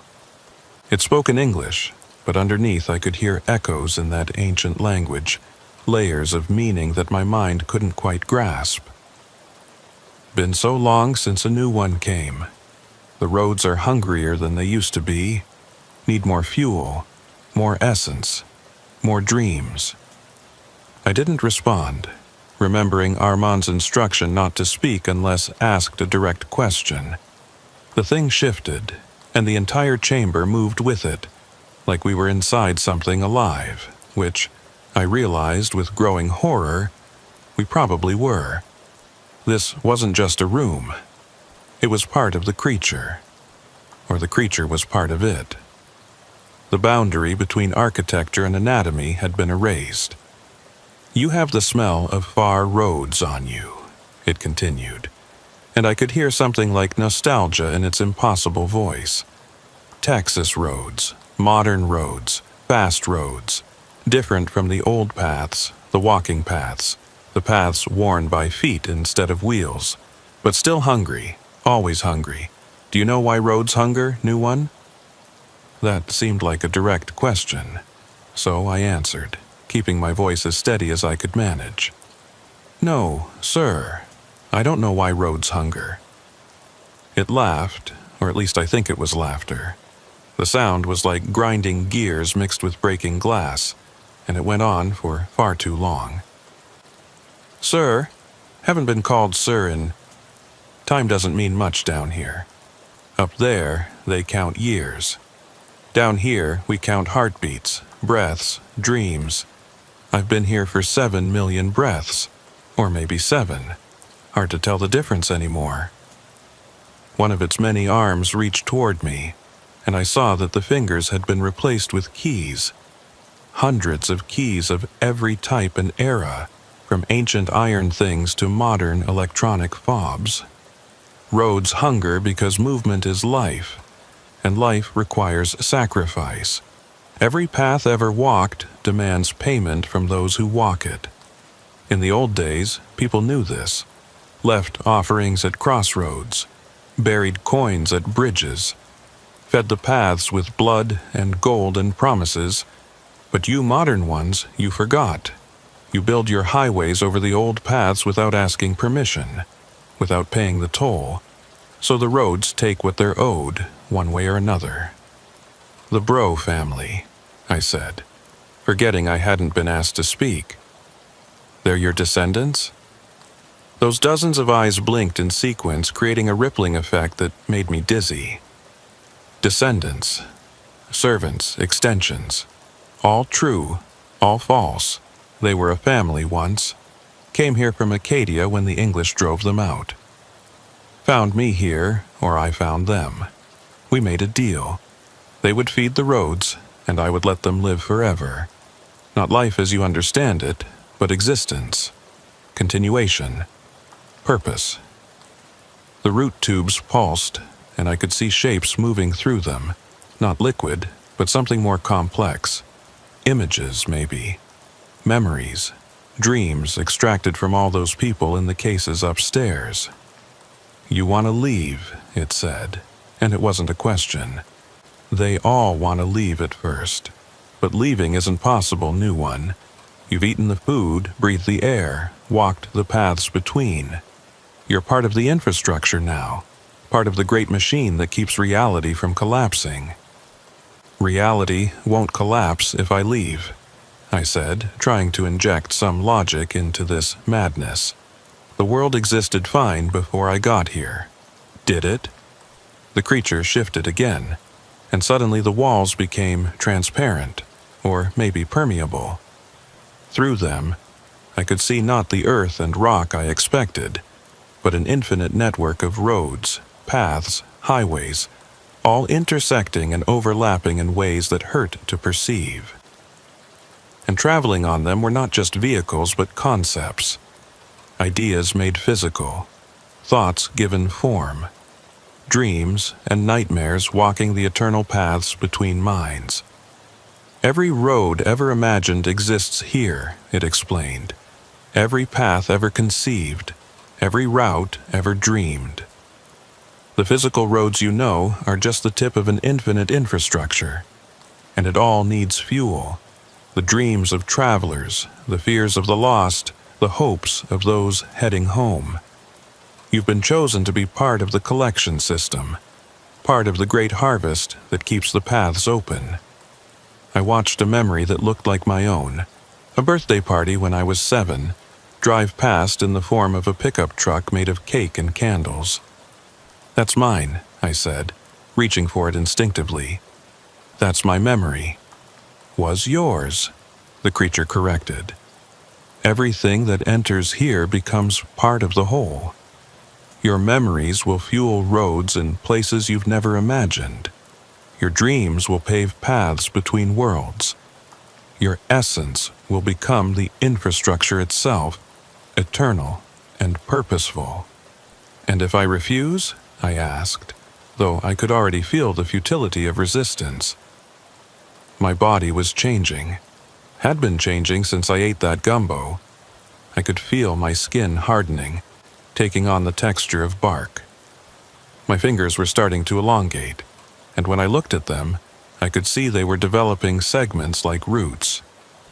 "Look at me," it commanded, and I had no choice but to obey. Those dozens of eyes focused on mine, and in them I saw the truth. Not just my future, but the future of everyone who'd ever been caught in this web. We weren't victims. We were components, parts of a vast machine that existed to maintain the boundaries between what was real and what was possible. You cannot refuse, it said simply. The transformation has already begun, but you can choose how to serve. Fight it and spend eternity in one of Marie's cases, conscious but immobile, your essence extracted drop by drop over centuries. Accept it and become like the Bro family, maintaining the house, collecting new fuel, existing in the spaces between. Or... It paused, and something like a smile crossed whatever served as its face. Or embrace it fully. Become like me. A nexus, a hub where all roads meet. It's not a bad existence. You lose your humanity, yes, but you gain so much more. The ability to see all paths, all possibilities.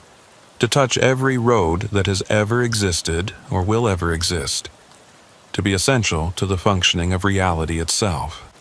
That's not a choice, I said, my voice cracking. That's just different flavors of damnation. Damnation, it mused, rolling the word around like wine. Such a limited concept. Heaven, hell, damnation, salvation, all just different roads, all requiring the same fuel.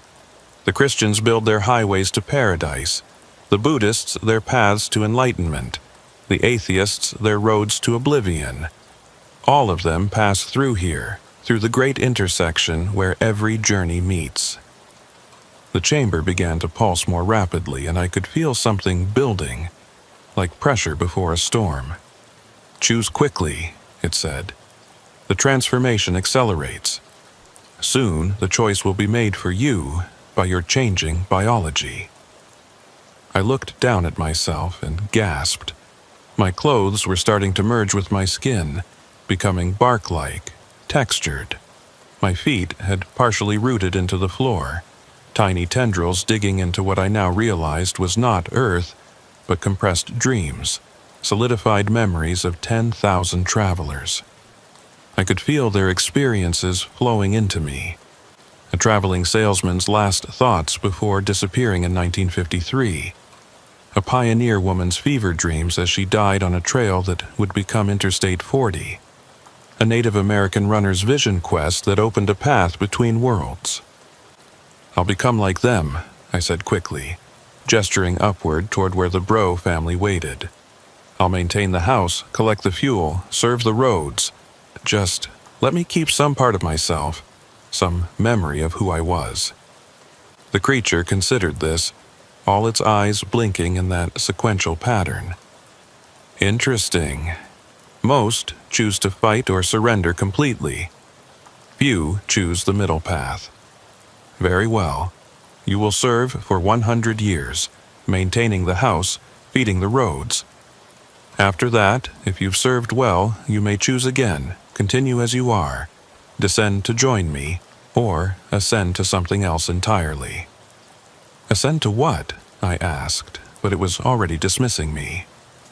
The floor beneath my feet became soft, and I began to sink. Not down, but in a direction that didn't exist in normal geometry. The last thing I heard was its voice, speaking in that ancient language that I was beginning to understand. The roads are patient, the roads are hungry, the roads are eternal, and now so are you. I emerged in the kitchen of the Bro house, gasping and shaking. Armand, Marie, and Celestine were waiting, their faces showing a mixture of relief and something else. Respect, maybe, or recognition. I looked at my hands and saw they were normal again, human-looking, though I could feel the wood beneath the skin, waiting. You chose wisely, Marie said, helping me to a chair. The middle path is hard, but it allows you to retain enough humanity to remember why the work matters. Complete transformation is easier in some ways. You lose the pain of remembering what you were, but you also lose the ability to truly serve. to understand the travelers whose essence we collect. "How long?" I asked, my voice rough. "How long was I down there?" "3 days," Celestine said. "Or 3 minutes? Or 3 years? Time doesn't—" "You'll learn not to ask such questions. They don't have answers that make sense in the framework you're used to." Armand placed a hand on my shoulder, and I could feel the kinship now, the connection between us. We were all part of the same system, cells in the same vast organism. "Your truck has been found," he said. "Empty, abandoned. Your family has been notified. There will be a search, then a memorial service. Then you'll become another cautionary tale truckers tell each other at rest stops. But you'll still be here doing the work, maintaining the roads." "When do I start?" I asked, though part of me already knew the answer. I'd already started. From the moment I'd eaten their food, I'd been working, my essence feeding into the great machine even as I fought against it. "Tonight," Marie said. "There's another traveler coming. The road has already chosen them, a woman driving alone from Mobile to Houston. Her car will break down at the same spot yours did. You'll be the one to meet her, to bring her here, to offer her the food. It's always harder when you're the one doing the collecting, but it's necessary. The roads must be fed." I wanted to refuse, to say I wouldn't be part of luring innocent people to this fate, but I could feel the compulsion already, the need to serve that had been written into my transforming cells. And beneath that, something worse, understanding.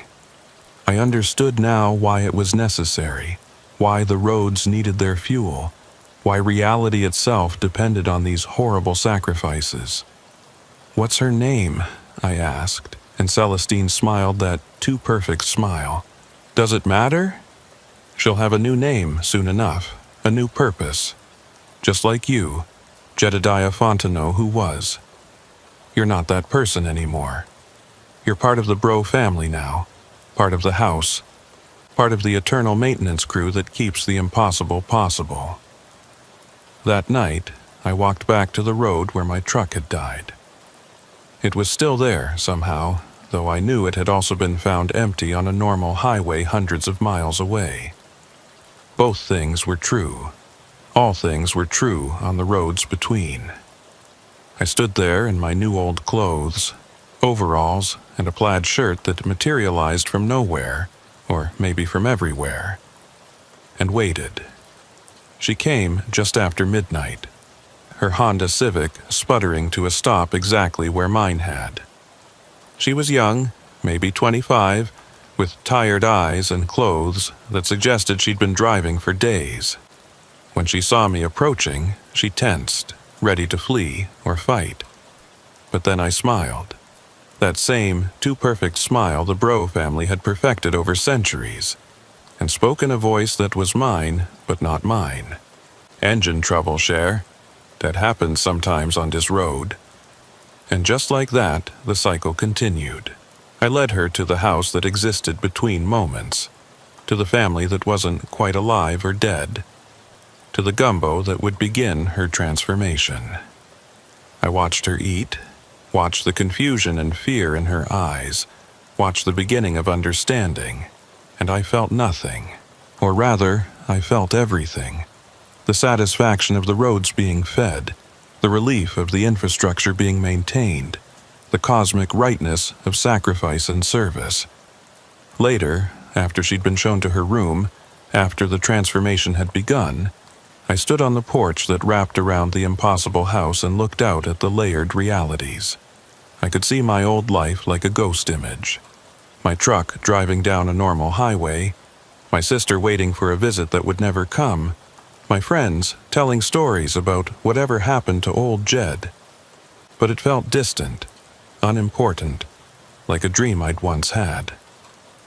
Celestine joined me, and for a moment her guard dropped, and I saw the sadness beneath the perfect smile. "It gets easier," she said. "The first few years are the hardest. You still remember too much, but eventually the work becomes everything. The feeding, the maintaining, the eternal service to the roads.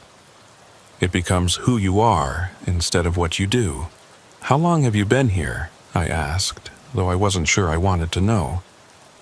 "I came with the original Acadians," she said simply. 1765. Or yesterday, or tomorrow. Time doesn't, but you know that already. She looked at me with those pale eyes, and I saw centuries of collected souls reflected in them. We all tell ourselves it's necessary, that without us, reality would collapse, the roads would fail, civilization would end. And maybe it's true, or maybe it's just a story we tell to make the eternal servitude bearable.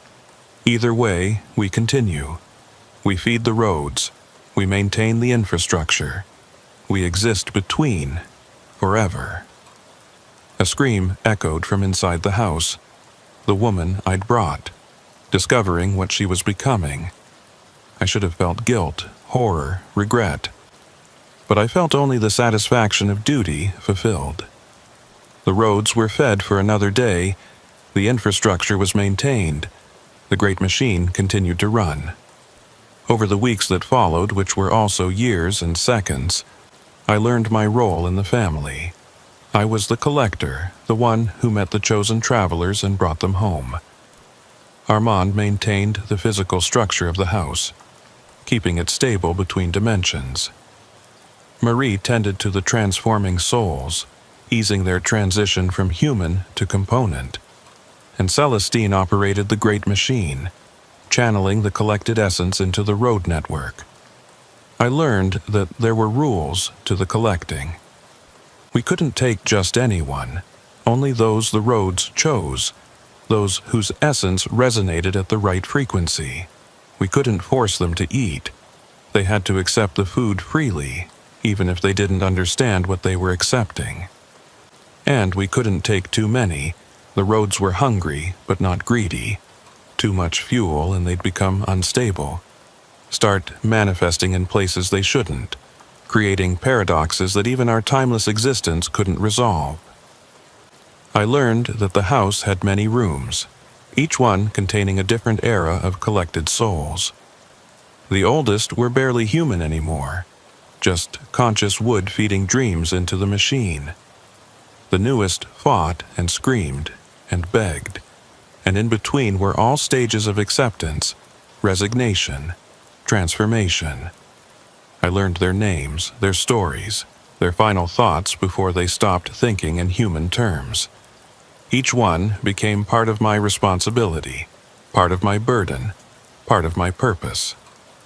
6 months in, or maybe 6 decades, I stopped trying to count time. A year in, or maybe a century, I stopped remembering my sister's face. 2 years in, or maybe 2 millennia, I stopped fighting the wood beneath my skin and let it show through when I was inside the house. My fingers could extend into root-like tendrils that could read the essence of potential travelers from miles away. My eyes developed that pale cast that marked all of us, seeing not just the physical world, but all the layered realities beneath. But I kept my promise to that thing in the depths. I served, I collected, I maintained. I became an exemplary member of the Bro family, even as I knew the name was just convenience. We weren't really a family. We were organs in the same vast body, components in the same impossible machine. But the fiction of family made the eternal service bearable, gave structure to existence that had no beginning or end. Sometimes, late at night when the house was quiet and the roads were temporarily sated, I would remember being Jedediah Fontenot. Remember driving through the night with coffee and radio for company. Remember the simple pleasure of completing a delivery, of calling my sister, of being human. But the memories felt like someone else's, like a movie I'd once watched about a life I'd never lived. They were fuel now, just like everything else. Food for the roads that connected every point to every other point in the vast web of reality. The woman I'd brought that first night became like a daughter to me, or maybe a sister, or maybe just another component in the machine. Her name had been Sarah, but we called her Seraphine now. She fought longer than most, almost a full year before she accepted her role. But eventually, they all accept. The alternative, fighting forever against a transformation that's already happened, is too exhausting. Better to embrace the purpose, to find meaning in the maintenance, to take pride in keeping the impossible infrastructure running. And it does run. Every day, every night, every moment that exists or doesn't, we keep it running. The roads carry their traffic between realities, between times, between states of being. Commuters drive to work on highways built over paths between worlds. Truckers haul cargo through dimensions they can't perceive. Travelers cross bridges that span more than just water. And underneath it all, in houses that exist in the spaces between, families like ours feed the eternal hunger that keeps it all possible. I am Jedediah Fontenot. I was Jedediah Fontenot. I will be Jedediah Fontenot. All of these are true, and none of them are true.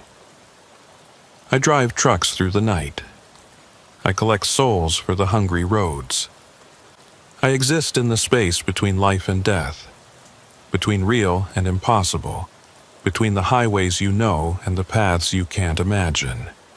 And if you ever find yourself on a dark Louisiana back road, and your engine dies for no reason, and an old man in overalls emerges from the darkness to offer help, remember this: the roads are hungry, the roads are patient, and the roads always collect what they're owed.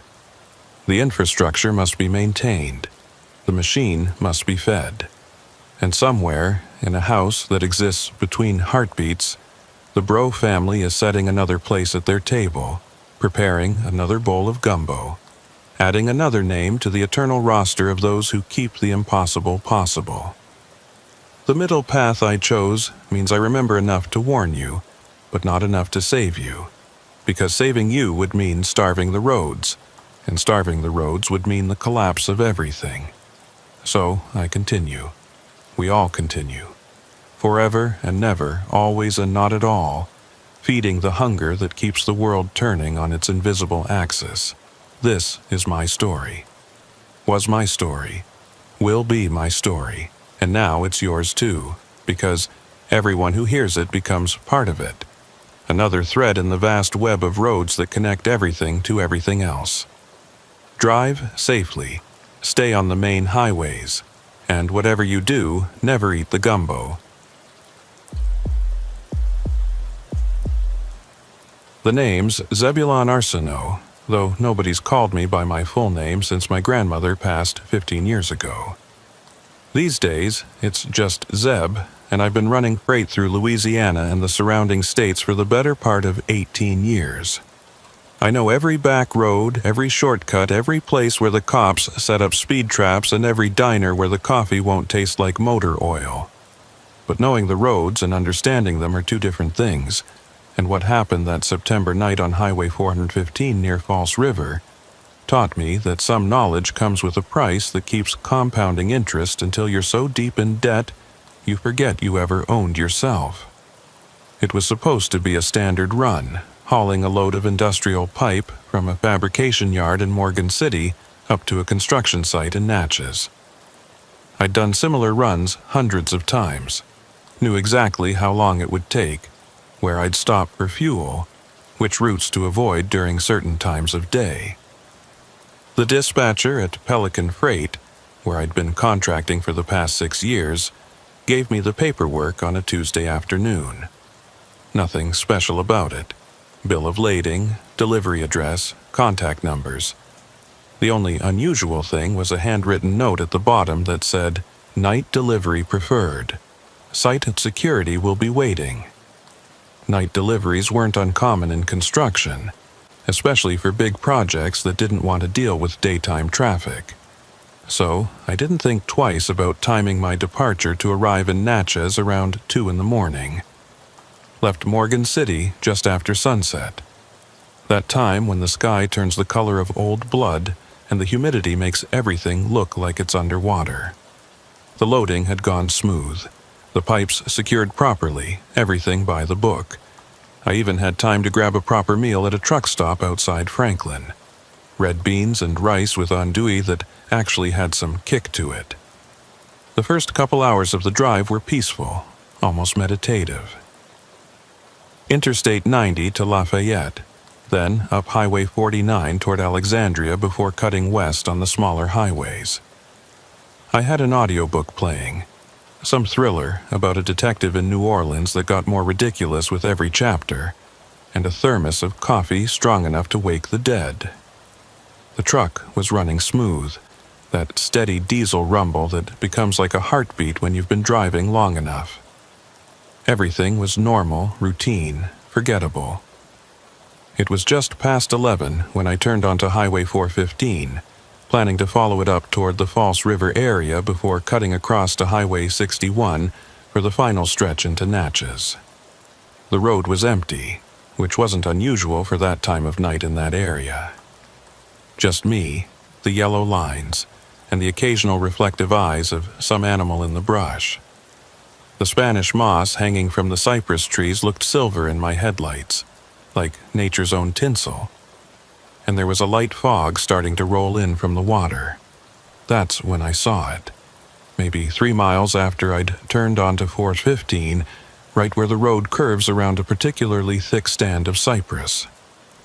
A truck parked on the shoulder, hazard lights blinking that familiar amber rhythm that every trucker recognizes as trouble. It was a Kenworth, older model, maybe late 90s, painted that faded blue that could have once been navy.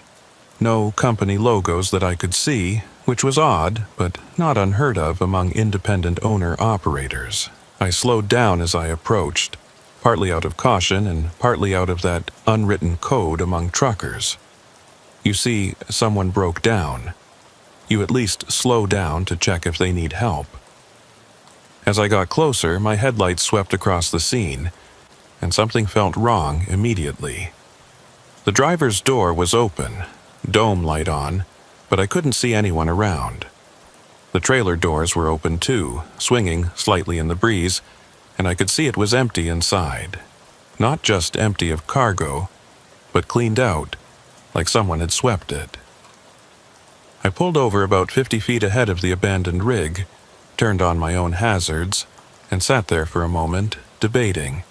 Every instinct told me to keep driving, that whatever had happened here was none of my business, but there was also the possibility that someone was hurt, maybe thrown from the cab in an accident, lying in the brush, needing help.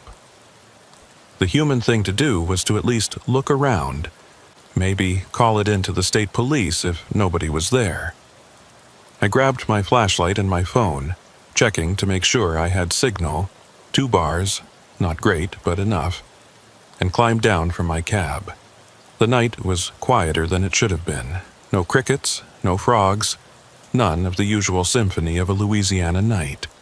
Just the tick-tick-tick of cooling engines and the distant sound of water lapping against something I couldn't see. The fog was thicker here, reducing visibility to maybe 30 feet, and it had that peculiar quality of fog near water where it seems to glow from within. I walked back toward the abandoned truck, sweeping my flashlight beam across the scene.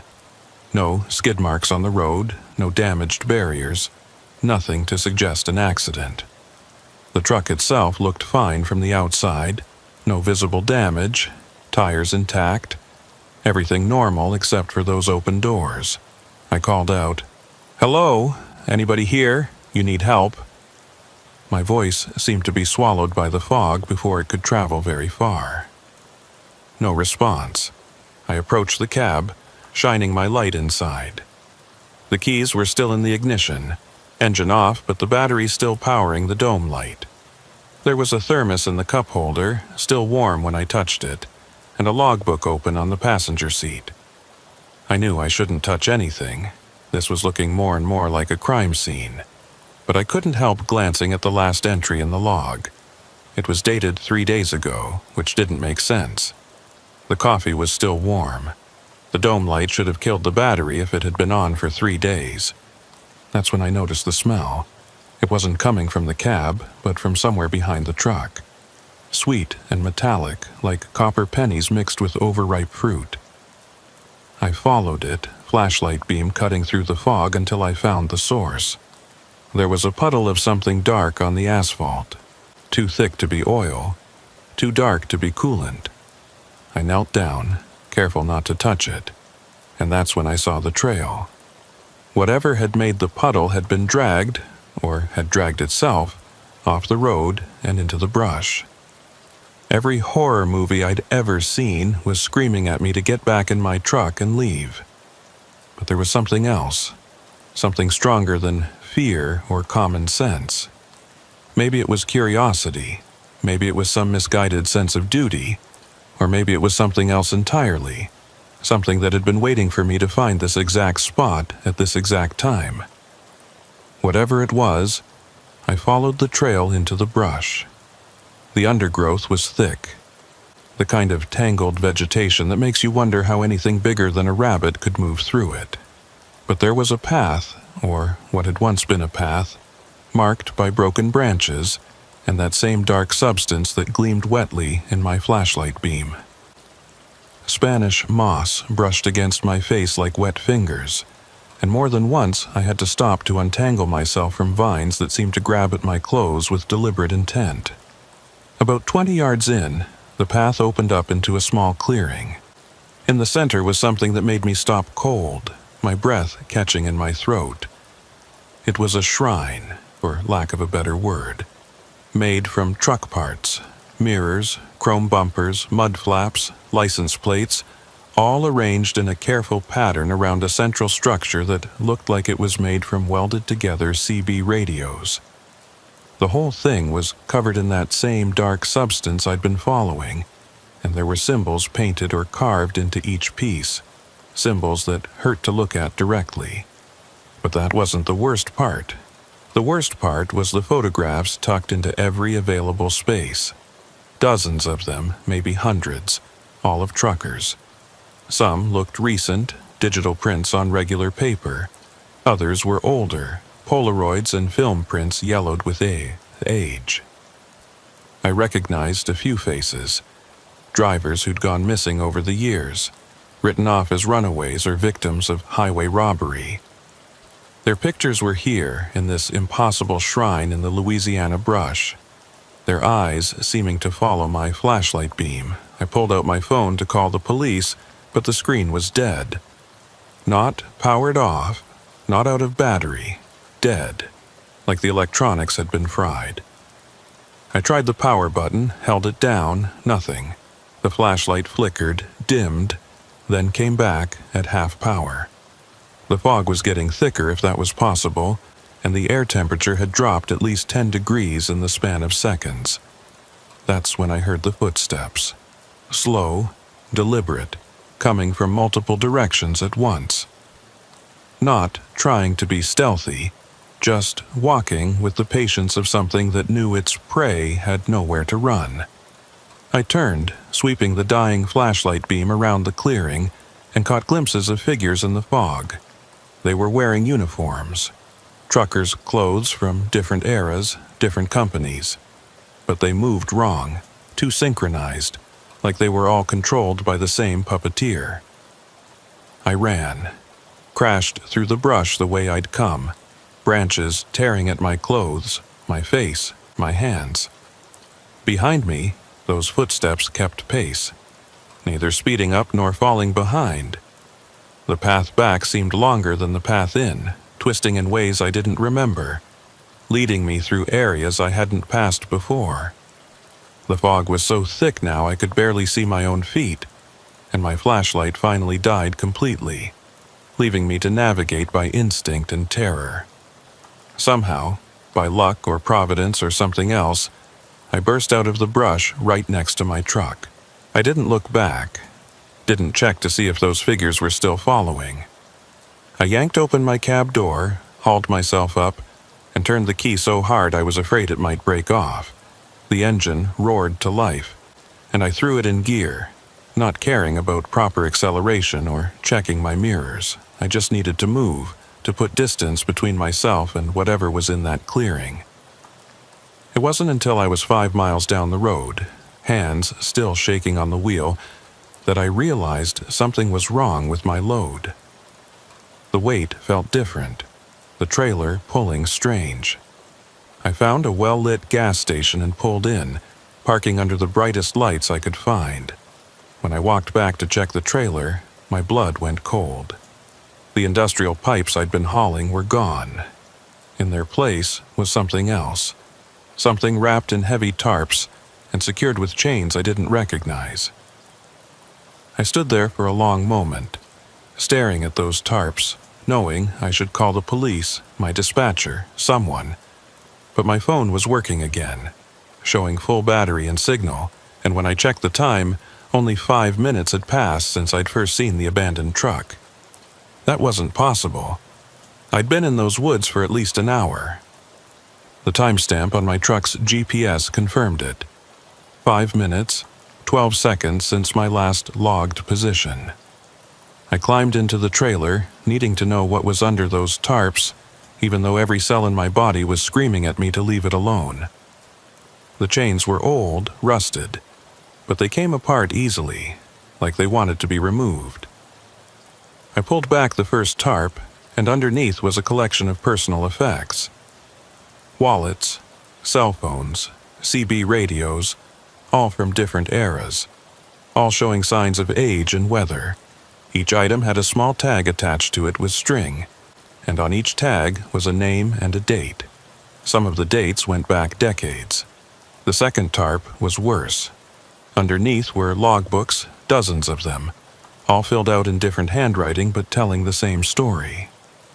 Truckers who'd found an abandoned rig on Highway 415.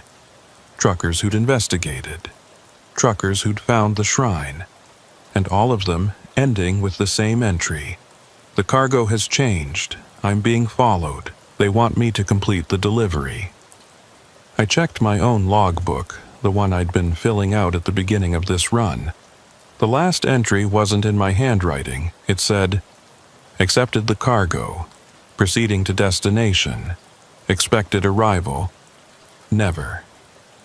That's when I heard the knock on the trailer door. 3 slow raps, patient and deliberate. I turned, and through the open doors I could see him standing in the parking lot. Deputy Silas Guidry, according to the name tag on his uniform.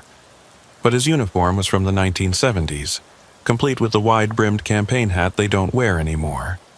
His face was pale, bloodless, and his eyes were solid black, like pools of oil.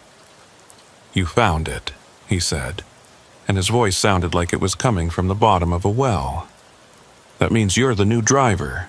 The route must be completed. The cargo must be delivered." He pulled out a clipboard, and I could see it was covered in rust and what might have been dried blood. "Sign here, please. Accept the transfer.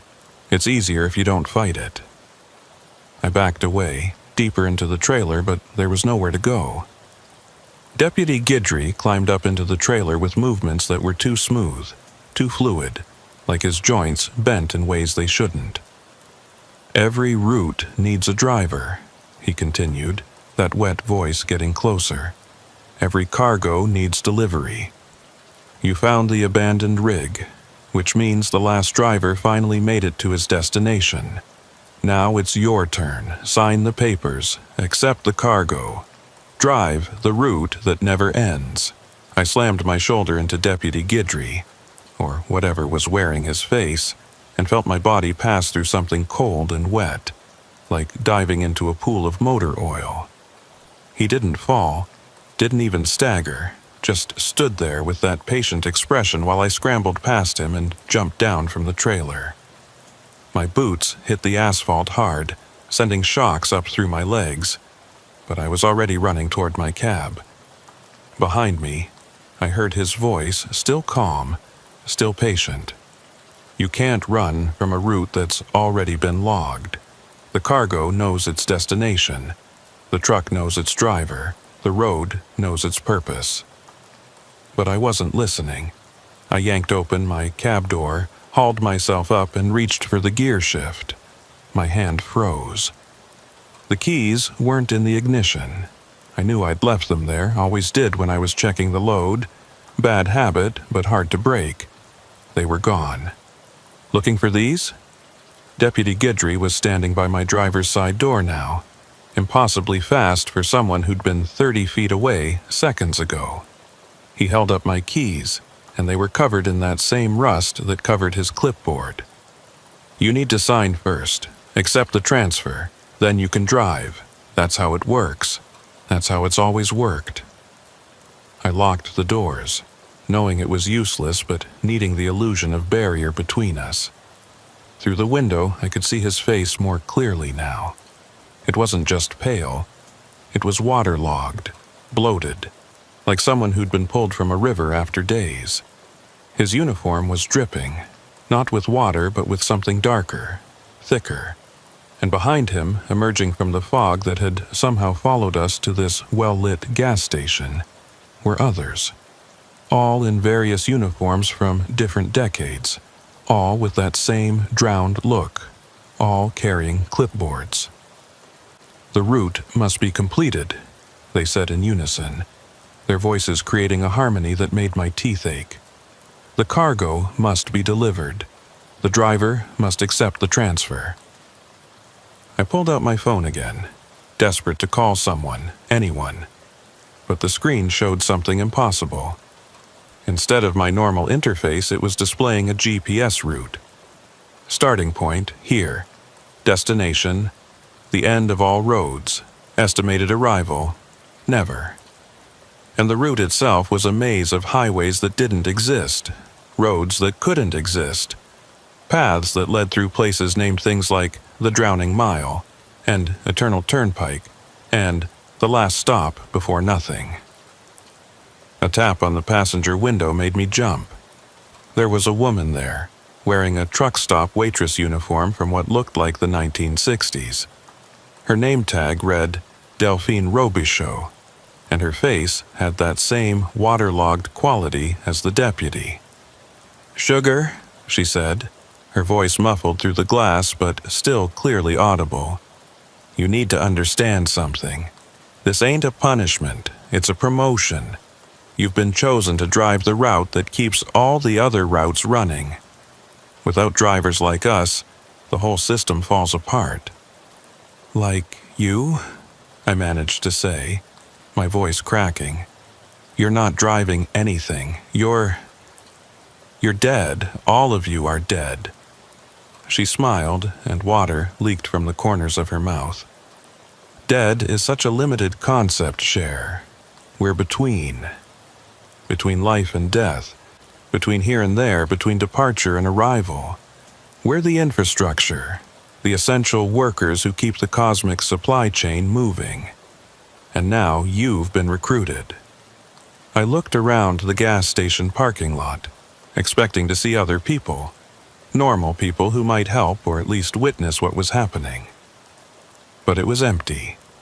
Not just empty of people, but empty of everything. The gas pumps were gone. The store was gone. Even the lights were gone, though somehow I could still see. We were in a bubble of nowhere, a pocket of space that existed outside normal reality. "Fine," I said, trying to buy time, trying to think. "What's the cargo? What am I supposedly delivering?" Deputy Guidry pressed his face against my driver's side window, and his features flattened against the glass like putty. "Memories," he said. "Lost moments. Final thoughts. Everything that disappears when someone vanishes on the highway. It all has to go somewhere, be processed, cataloged, delivered to the appropriate departments. Death has a bureaucracy, Mr. Arsenault. And, like any bureaucracy, it needs its truck drivers." I laughed, couldn't help it.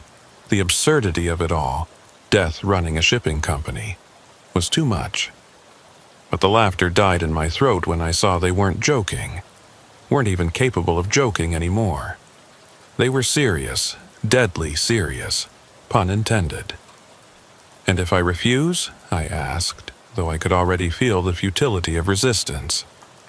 The cab was getting colder, and frost was forming on the inside of the windows despite the Louisiana heat that should have been outside. "Then you sit here," Delphine said simply, "forever, or until you accept. Time doesn't mean much in the between spaces. You could sit here for what feels like seconds while decades pass outside, or sit for centuries while only minutes tick by in the real world. Eventually, everyone signs. Everyone accepts the transfer, because the alternative is worse than any hell you can imagine, being stuck in a single moment, unable to move forward or back, just existing in the eternal now of refusal."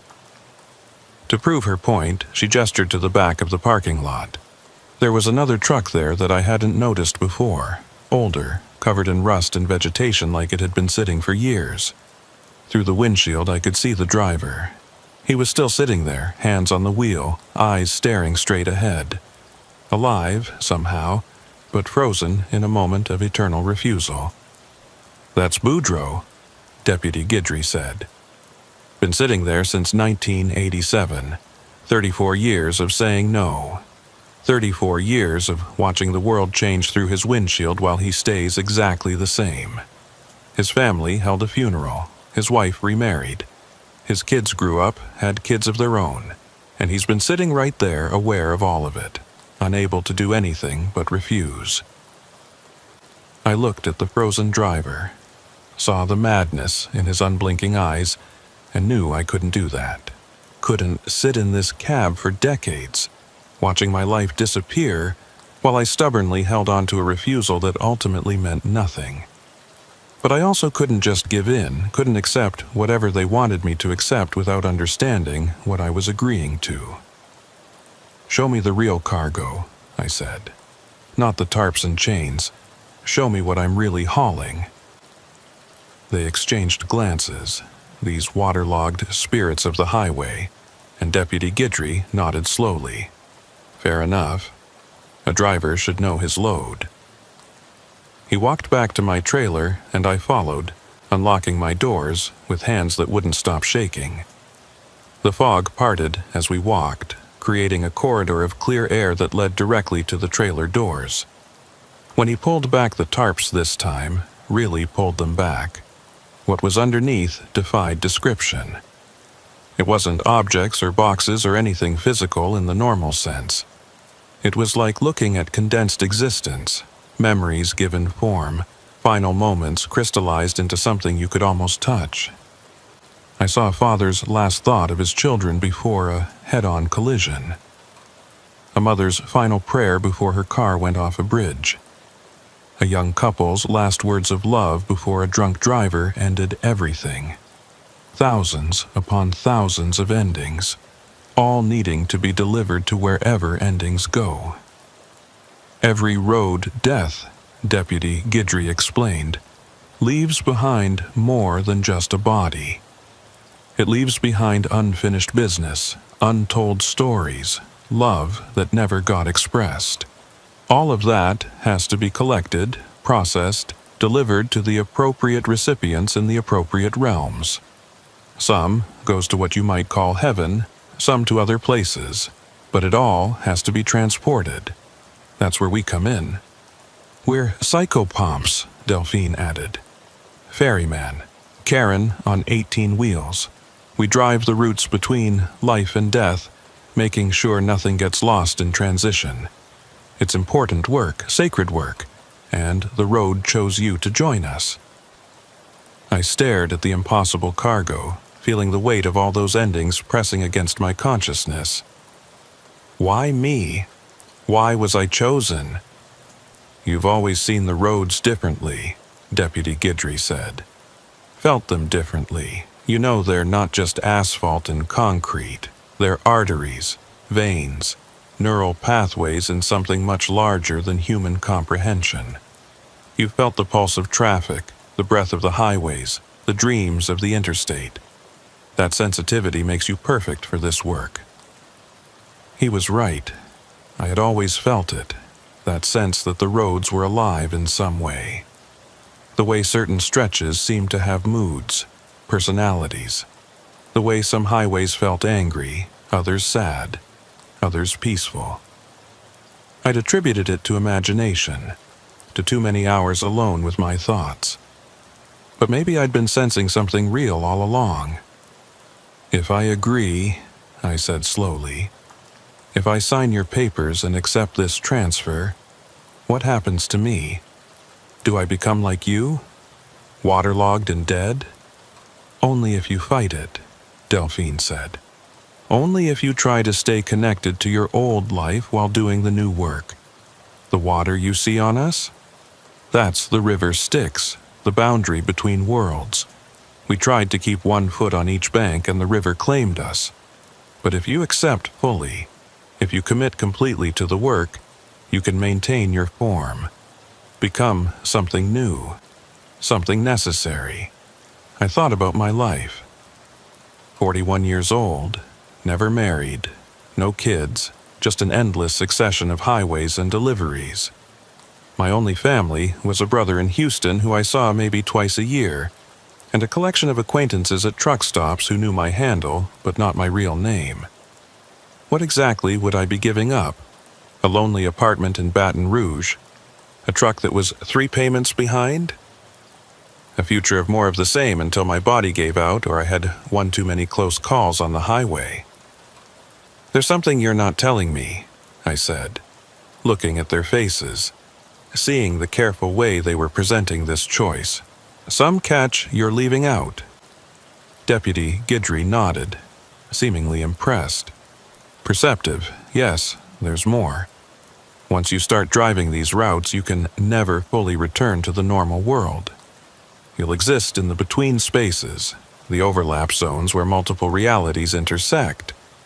You'll see every timeline, every possibility, every what if. You'll deliver cargo to places that don't exist in any map.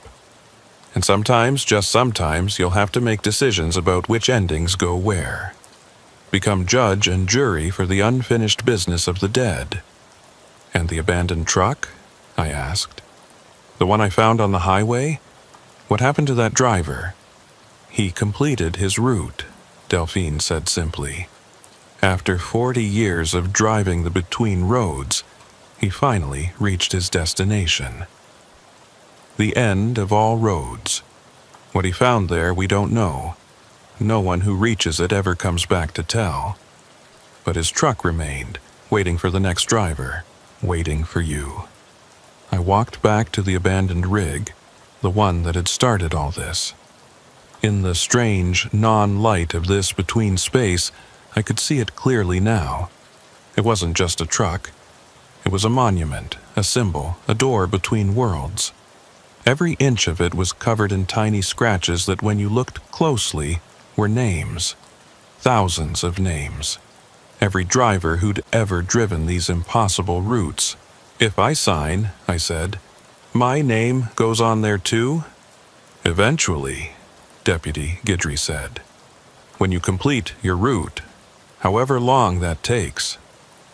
I found myself reaching for the clipboard, the one covered in rust and what I now realized was water from that cosmic river Delphine had mentioned. The paper attached to it was not paper at all, but something that felt organic, like skin or leaves or both. The words written on it shifted and changed as I looked at them, showing the contract in every language that had ever existed and some that hadn't been invented yet. But the basic meaning was clear. Accept the transfer, drive the route, deliver the cargo, become part of the eternal infrastructure that processes the endless stream of endings that every highway produces every day. The pen in my hand felt heavier than any load I'd ever hauled. It wasn't metal or plastic, but something that might have been bone, carved with symbols that seemed to shift when I wasn't looking directly at them. The signature line on the contract pulsed with a faint red glow, like it had its own heartbeat, waiting for me to make my choice. I stood there in that impossible space between the gas station that wasn't and the highway that couldn't be, surrounded by the waterlogged dead who drove routes through territories unmapped by any cartographer. "Before I sign," I said, my voice steadier than I felt, "I need to know something. Can I ever see my brother again? Can I ever have any kind of normal human contact?" It seemed like a stupid question given the circumstances, but it suddenly felt important, like the last thread connecting me to who I'd been. Delphine Robichaud's expression softened, and for a moment she looked almost alive again. "You can visit," she said. "Appear at truck stops, diners, rest areas, have conversations, share meals, even help stranded motorists. But they won't remember you clearly afterward. You'll be that helpful trucker they met once but can't quite describe, that conversation they had but can't quite recall. You become part of the folklore of the road, a story people tell but don't quite believe." "Ghost stories," I said, understanding dawning. "All those urban legends about phantom truckers, mysterious helpers who appear and disappear, drivers who give rides to people who turn out to have been dead for years. That's all you, all of us, if I sign." Deputy Guidry nodded. "Every legend has a truth at its core. We're that truth. We exist in the spaces between belief and disbelief, between story and reality. Your brother might see you, might even have dinner with you, but afterward, he'll convince himself it was someone who looked like you, or a dream, or a story he heard from someone else." I thought about that, about becoming a living ghost story, and found it didn't bother me as much as it should have. I'd always been somewhat invisible anyway, just another trucker among thousands, anonymous behind the wheel of an 18-wheeler. This would just be a different kind of invisibility, one with purpose. "The cargo," I said, looking back at the trailer full of crystallized endings. "Where exactly am I supposed to deliver it? You keep talking about destinations, but you haven't said where." "That's because the destinations change," Deputy Guidry explained. "Every load is different. Some go to what you might recognize as afterlife processing centers, places where souls are sorted and sent to their appropriate eternal destinations. Others go to memory banks, where the experiences of the dead are cataloged and stored. Some go to the dreams of the living, delivered as messages or warnings or final goodbyes.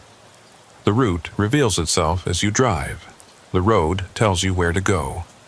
"And this end-of-all-roads place," I asked, "where the previous driver went, what is that?" They all exchanged glances, and I could see uncertainty in their waterlogged faces. "Nobody knows," Delphine admitted. "It's the destination that appears on every driver's route eventually. Some reach it after decades, others after centuries. But it's always the final delivery, the one from which no one returns. Maybe it's retirement. Maybe it's oblivion. Maybe it's something else entirely. All we know is that when a driver reaches it, their truck returns empty, waiting for the next recruit." I looked down at the contract again. The words had stabilized now, showing clearly what I was agreeing to. It was simpler than I expected. I accept the transfer of cargo and responsibility. I agree to drive the routes between worlds. I understand that this service is eternal until the end of all roads is reached. I commit myself to the infrastructure of transition. Simple words for an incomprehensible commitment. But as I stood there, I realized something. I'd been preparing for this my whole life. Every night drive through empty highways, every moment of feeling like the roads were alive, every time I'd sensed something more in the movement of traffic. It had all been preparation for this moment. I signed my name. The moment the pen left the paper, everything changed. The world exploded into layers, like someone had taken reality and spread it out like a deck of cards. I could see the gas station as it was, as it had been, as it would be. I could see every car that had ever stopped there, every person who'd ever pumped gas, every conversation that had ever taken place.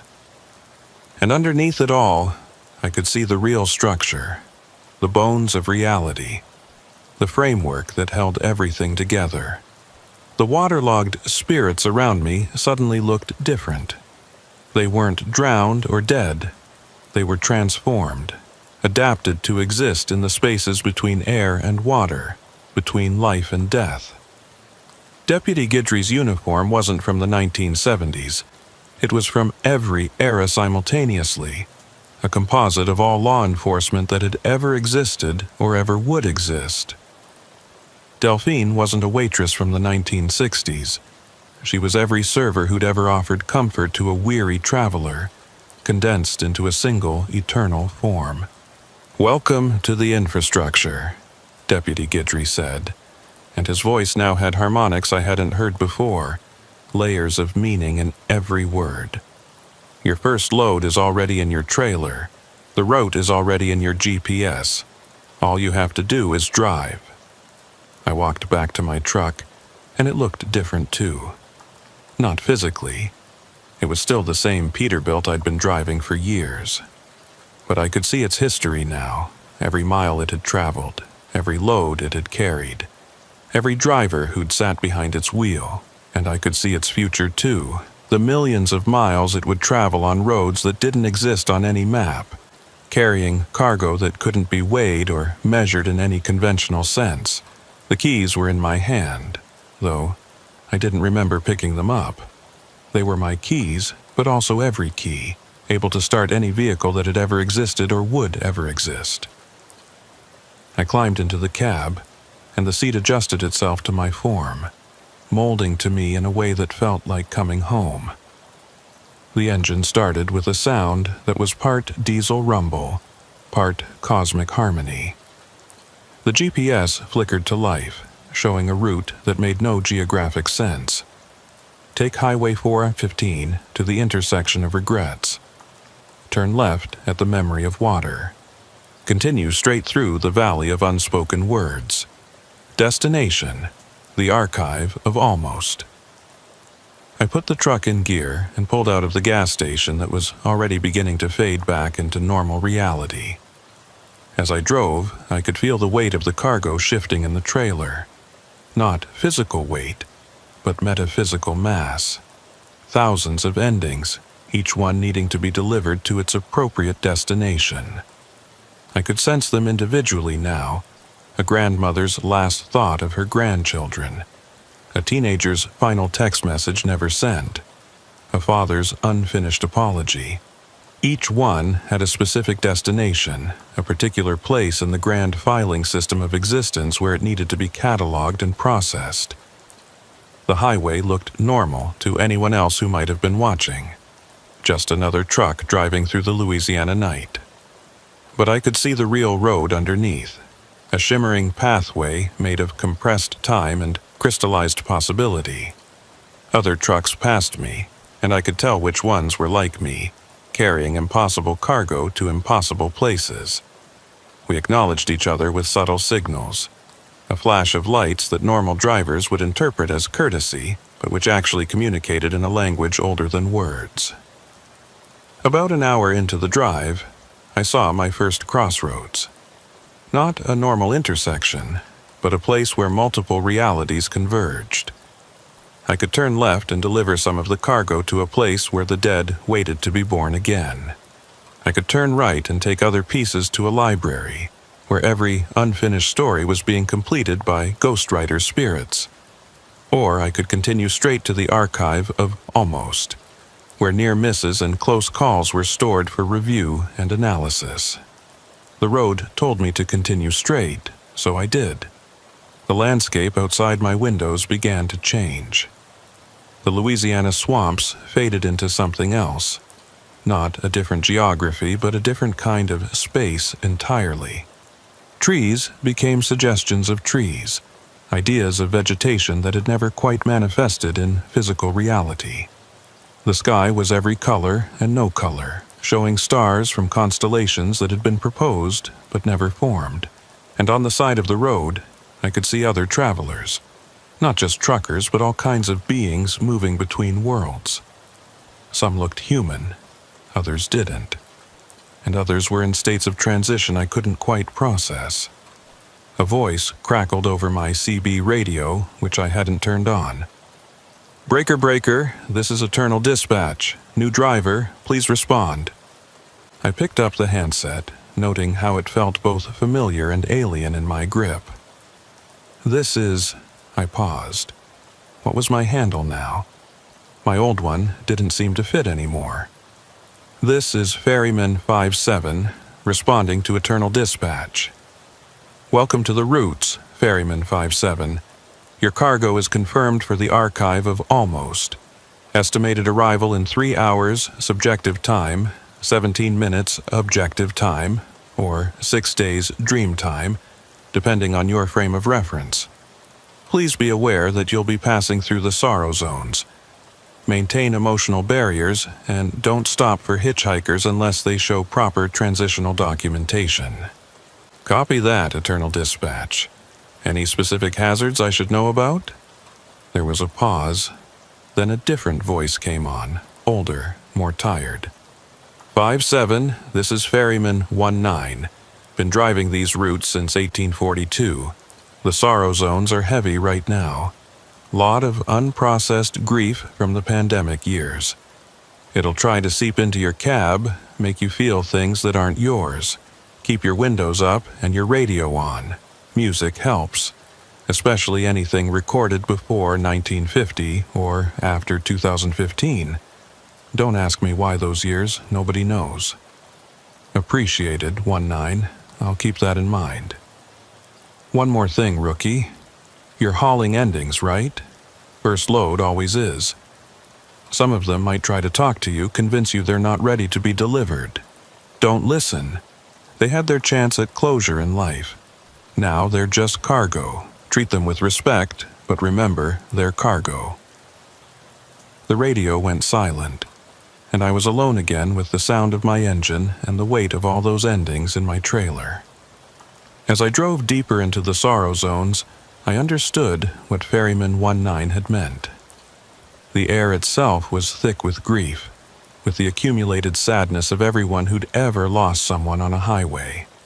It pressed against the windows like fog, but fog made of tears and regrets and words that came too late. My radio started playing on its own. Old jazz from the 1930s, the kind with that tinny quality that somehow made it more real than modern recordings. It helped, creating a barrier between me and the crushing weight of sorrow outside. But I could still feel it, still sense the individual griefs as I passed through them. A mother's grief for a son killed by a drunk driver. A husband's grief for a wife who didn't survive the accident. Children's grief for parents who left for work and never came home. And underneath it all, I could feel my own grief, the one I'd been carrying without acknowledging it. Grief for the life I was leaving behind, even though it hadn't been much of a life. Grief for the normal death I'd never have, the regular ending that was no longer an option. I was immortal now, in a sense, but it was an immortality of service, of eternal driving through spaces between spaces, delivering the remnants of other people's mortality. That's when I heard the voice from the trailer. Soft at first, barely audible over the jazz and the engine noise. "Please. I'm not supposed to be here. There's been a mistake." I knew I shouldn't respond. Ferryman 19 had warned me. They're just cargo. But the voice was so clear, so human, so desperately alive in a way that the crystallized endings shouldn't be. I kept driving, hands tight on the wheel, eyes fixed on the road that existed in 17 dimensions simultaneously. The jazz on the radio shifted to a particularly mournful piece, a trumpet crying out notes that sounded like they were being played at the funeral of the universe itself. "Please," the voice came again, stronger now. "My name is Catherine. Catherine Thibodeau. I was in an accident on Highway 415, But I'm not dead. I can't be dead. I can feel everything. I can think. I can remember my daughter's birthday is next week. Thibodeau. The name hit me like a physical blow. Same surname as Beauregard Thibodeau, whose story every trucker in Louisiana knew. The one who'd disappeared on the Atchafalaya Basin Bridge. Could be coincidence. Louisiana was full of Thibodeaus. But on these roads, in these between spaces, coincidences didn't exist. Everything was connected by threads of causality that spread across dimensions. I pulled over, if you could call it that. The shoulder of the road was made of compressed starlight and abandoned prayers. The moment I stopped, the sorrow zones pressed harder against my truck, trying to seep through the metal and glass. I could hear crying from a million accidents, see the shadows of every car that had ever gone off the road in the rain. But I had to check, had to know. I climbed out of the cab and walked back to the trailer. The doors were already opening, responding to my intention before I could physically reach them. Inside, the cargo had changed. What had been abstract crystallizations of endings were now more visible, more defined. I could see faces in them, moments frozen at the point of transition. And there, near the back, was something different. Something that pulsed with a light that wasn't like the others. Catherine Thibodeau wasn't a crystallized ending. She was something else. A living consciousness that had somehow been swept up in the collection. Tagged as cargo when she shouldn't have been. She existed in a space about 3 feet square, visible as a shimmer in the air that showed a woman in her 30s, brown hair, eyes wide with terror and confusion. She was wearing medical scrubs, and there was blood on them, but she was definitely not dead. Not alive in the conventional sense either, but not dead. "You can see me," she said, and her voice was clearer now, coming from right in front of me instead of filtered through metal and distance. "Oh God, you can actually see me. Please, you have to help me. I don't belong here. I was driving home from a double shift at Lafayette General. There was fog, something in the road. I swerved, and then I was here, in this darkness, surrounded by all these endings." I reached out carefully, and my hand passed through the space where she existed. It felt warm, electric, alive in a way the other cargo didn't. She was right, she didn't belong here. But she was here, which meant the system had made an error. Or something else was happening, something beyond the normal operations of the cosmic infrastructure. "How long have you been here?" I asked, though time didn't mean much in these spaces. "I don't know. Hours? Days? It all blurs together. But I can feel my body somewhere else, in a hospital maybe. I can hear voices sometimes, my daughter crying, my mother praying. I'm not dead, but I'm not there either. I'm stuck." I pulled out the clipboard that had appeared on my belt the moment I'd signed the contract. It showed the manifest for my cargo, each ending carefully catalogued with its origin and destination. I found Catherine's entry, and it was different from the others. The text kept shifting, unable to settle on a classification. Status, undetermined. Origin, Highway 415, fog incident. Destination, pending review. Pending review. She was in limbo, literally. Caught between life and death because something had gone wrong with the collection. Maybe the fog on Highway 415 was more than natural fog. Maybe it was a boundary zone, a place where the infrastructure leaked into normal reality, and maybe Catherine had driven through at exactly the wrong moment, when the barriers were thin and the collection systems were active. "I can't just release you," I said, hating the words even as I spoke them. "There are rules, protocols. If I just let you go, I don't know what would happen. You might snap back to your body, or you might dissipate entirely, or you might end up somewhere worse than here." "Then what am I supposed to do?" she asked, and I could hear tears in her voice even though she had no physical form to cry with. Just stay here forever? Be delivered to some cosmic filing cabinet? My daughter needs me. She's only 6. She can't lose her mother to a filing error. I thought about the route ahead. The archive of almost, where near misses and close calls were stored. Maybe that's exactly where Catherine needed to go. Not as cargo to be filed away, but as a case to be reviewed, a mistake to be corrected. The archive would have entities who could determine what she really was, whether she was meant to live or die, whether this was all some cosmic accounting error. Listen, I said, making a decision that probably violated 17 different protocols. I'm heading to the archive of almost. It's not a final destination. It's a sorting facility. They review edge cases, situations that don't fit the normal parameters. If anyone can figure out what happened to you and how to fix it, it's them. But you have to trust me, and you have to stay calm. The roads respond to emotional states. Too much fear or anger, and you could destabilize, become something neither living nor dead, but worse. She nodded, or at least the shimmer that was her presence moved in a way that suggested nodding.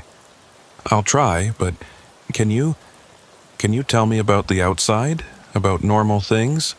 It helps me remember who I am.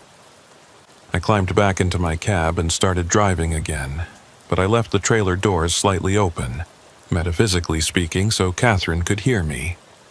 As I drove through the sorrow zones toward the archive, I told her about the weather in Louisiana, about the Saints' latest season, about the new bridge they were building near Lake Charles. Normal, mundane things that anchored her to the reality she was trying to return to. The road began to change as we got closer to the archive. The sorrow faded, replaced by a feeling of possibility, of things that almost were. I could see shadows of events that had nearly happened, cars that had almost crashed but didn't, words that had almost been spoken, loves that had almost bloomed. The archive existed in the space between yes and no, between was and wasn't, the cosmic equivalent of a coin frozen in mid-flip. The building itself, when it finally appeared, was impossible to describe in three-dimensional terms. It existed in every architectural style simultaneously: Gothic cathedral, modern glass tower, ancient pyramid, and things that human architecture hadn't invented yet. The loading dock was more comprehensible, looking almost like a normal warehouse receiving area, if you ignored the fact that the other trucks unloading were from every era of transportation history and several eras that hadn't happened yet. I backed my trailer up to the dock, and beings that might have been angels or might have been bureaucrats or might have been both began unloading the cargo. They moved with efficiency that transcended physical motion, simply willing the crystallized endings from one location to another. When they got to Catherine, they stopped. One of them, wearing what looked like a business suit made of condensed mathematics, approached my cab. "Driver," it said in a voice like calculated probability, "you have an anomaly in your shipment." "I know," I said. "She's not supposed to be here. She's not dead. She needs review, maybe reversal." The being consulted something that might have been a clipboard, or might have been a tablet, or might have been a window into the fundamental code of reality. Catherine Thibodeau. Yes, we have been expecting this. She is the 7th such case this month from the Highway 415 anomaly zone. The infrastructure there has become porous. Living consciousness are being swept up with the dead. So you can send her back? It's not that simple. The being gestured, and suddenly I could see Catherine's situation in its full complexity. Her body was in a coma in Lafayette General, machines keeping it alive. Her consciousness was here, tagged as cargo, but there were also pieces of her scattered across 17 different probability streams.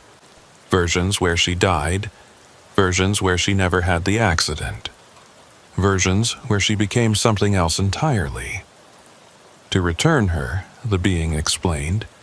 We need to gather all these fragments, reassemble them, and create a singular timeline. It's delicate work. One mistake and she could end up spread across multiple realities, conscious in all of them, but complete in none. How long will it take? I asked, though I knew time was a meaningless concept here. 3 days in her timeline, 17 seconds in yours. 6 months in the bureaucratic timeline where the paperwork gets processed. But we will do it. The infrastructure may be hungry, but it's not cruel. We don't take what isn't offered, and Catherine Thibodeau hasn't offered herself to the roads. They took her then, that shimmer of consciousness that had traveled in my trailer, and I watched as they began the complex process of reassembly.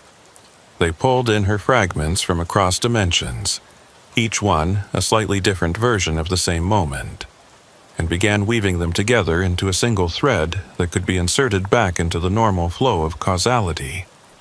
But as they worked, the being in the mathematics suit turned back to me. Driver, you should know something. The anomaly on Highway 415 is growing. More living consciousness will be swept up. More mistakes will be made. The infrastructure there needs repair, but that's beyond our department. Someone needs to drive that route, to patch the holes from the inside, to prevent more Catherine Thibodeaus from ending up in the cargo holds of reality. Someone like me? I asked, already knowing the answer. You have shown unusual sensitivity to the living among the dead. You recognized what she was when others might have just seen cargo. That makes you valuable for this kind of work. Specialized routes, we call them. Driving the broken roads, delivering the misfiles, correcting the errors that accumulate in any system this vast. I thought about it. I'd signed up to be a cosmic delivery driver, but this was something more. This was being a repair technician for reality itself, fixing the breaks in the infrastructure that separated life from death, making sure the boundaries held where they should. What happened to the driver of the abandoned truck? I asked. The one whose route I took over. Did he really reach the end of all roads? The being consulted its impossible clipboard again. Driver Marcus Fontenot. Served for 43 years. Delivered 17 million endings to their appropriate destinations. And yes, he reached the end of all roads. But perhaps not in the way you imagine. It gestured, and I saw a vision of Marcus Fontenot. Not dead, not alive, but transformed. He had become part of the infrastructure itself, not driving the roads, but becoming them. His consciousness spread across every highway that had ever existed, feeling every journey, every departure, every arrival. It wasn't death, and it wasn't life. It was something else, something that human language didn't have words for. That's the real end of all roads, the being explained.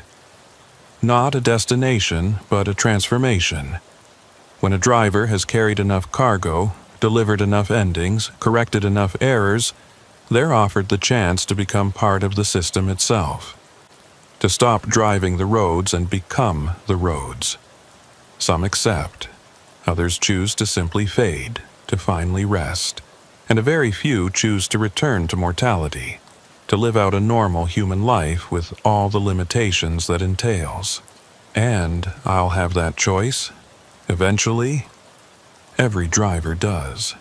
But not for a long time, Zebulon Arsenault. You have many roads to drive first, many deliveries to make, many errors to correct. Starting with the Highway 415.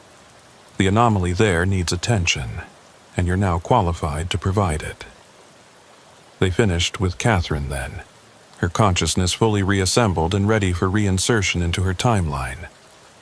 I watched as they carefully packaged her, not as cargo now, but as precious freight being returned to its rightful place. She would wake up in the hospital, remember the accident as a dream, hold her daughter, and never know how close she'd come to being filed away in the cosmic bureaucracy. But before they sent her back, Her consciousness touched mine one last time. "Thank you," she said. And in those two words I felt the weight of every ending I'd delivered, every soul I'd transported, every journey that would never reach its intended destination. I'll never forget this, even if I can't remember it. And then she was gone, sent back to her life. Her daughter, her timeline where she recovered from the accident and lived another 40 years before taking her final ride on the cosmic highways. I knew this because I could see it now, could see the threads of causality spreading out from every decision, every delivery, every choice made on these impossible roads. I climbed back into my cab, the trailer now empty except for the weight of potential, ready for the next load. The GPS was already showing my new route. Highway 415, the anomaly zone, where the infrastructure was breaking down and the living were being confused with the dead. It would be dangerous work driving that boundary, patching the holes in reality.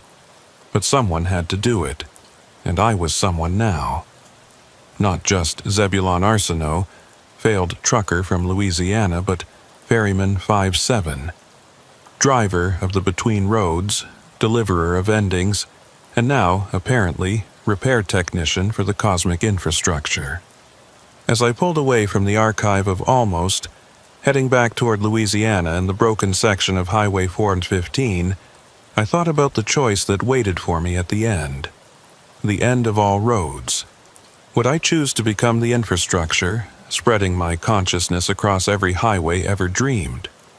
Would I choose to rest, to finally stop driving after centuries of deliveries? Or would I choose to return to mortality, to live a normal life knowing what I knew about the roads between? But that was a decision for future Zebulon, the one who would exist after countless deliveries and repairs.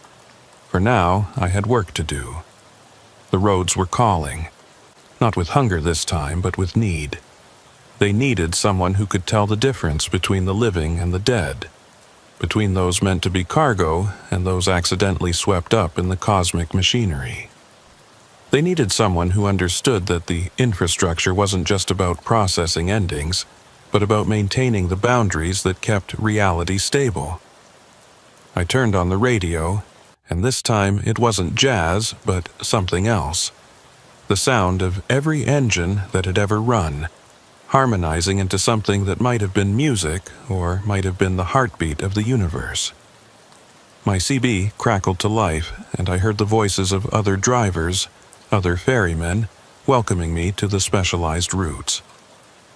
"Ferryman 57, Deputy Guidry's voice came through, though I knew he was dimensions away, still recruiting new drivers at that impossible gas station. "Heard you got promoted to boundary repair. Dangerous work, but necessary.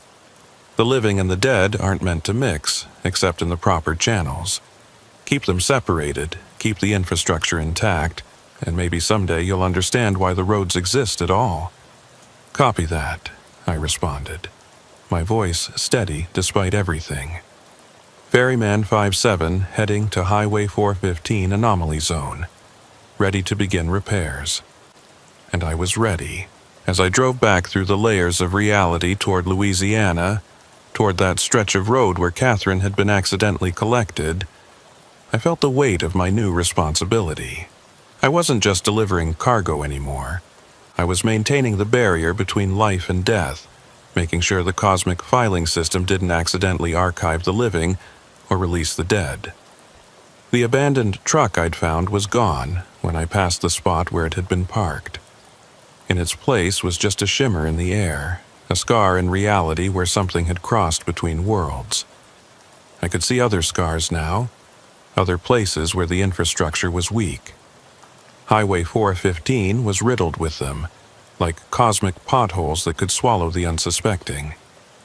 I pulled over at the first one, a tier, in reality, about 3 feet wide where I could see the normal world on one side and the collection systems on the other.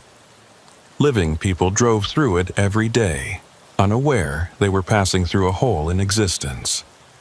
Most made it through fine, but some, like Catherine, got caught in the machinery. The repair kit materialized in my hands, tools that didn't exist in normal physics, made of compressed causality and crystallized probability. I began to work, stitching the tear closed with thread made from the forgotten dreams of dead truckers, sealing it with paste made from the final thoughts of those who'd died peacefully in their sleep. It was delicate work, requiring me to exist in both worlds simultaneously, one foot in life and one in death. As I worked, I felt them watching. The other drivers, the cosmic bureaucrats, the things that existed in the spaces between. I was being evaluated, tested, judged on my ability to maintain the boundaries. And beyond them all, I felt the presence of the roads themselves, ancient beyond measure, hungry but patient, needing their infrastructure maintained by those who understood the balance between movement and stillness, between journey and destination. It took me 3 hours subjective time, 7 minutes objective time, and 6 weeks administrative time to repair that first tear. When I was done, the scar was still visible to eyes like mine, but it was sealed. No more living souls would be swept up at that particular spot. Only 17 more tiers to go on this stretch of highway. As I moved to the next one, my CB crackled again. "Good work, rookie," Ferryman 19's voice came through. "You might just survive this job after all. Remember, the roads are patient, but they're also particular.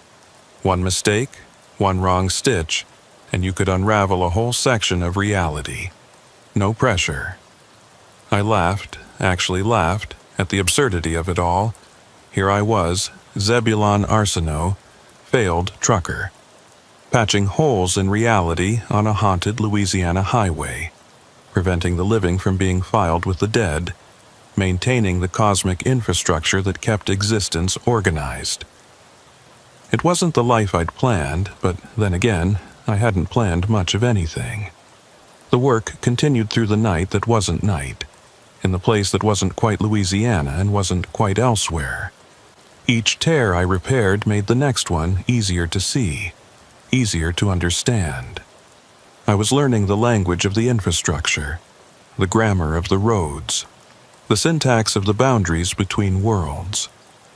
And somewhere in Lafayette General Hospital, Catherine Thibodeau was waking up, holding her daughter, returning to a life she didn't know she'd almost lost to a cosmic filing error. She would live, grow old, die properly when her time came, and maybe, just maybe, I'd be the one to deliver her ending to its proper destination when that time arrived. But that was a future delivery, a future story.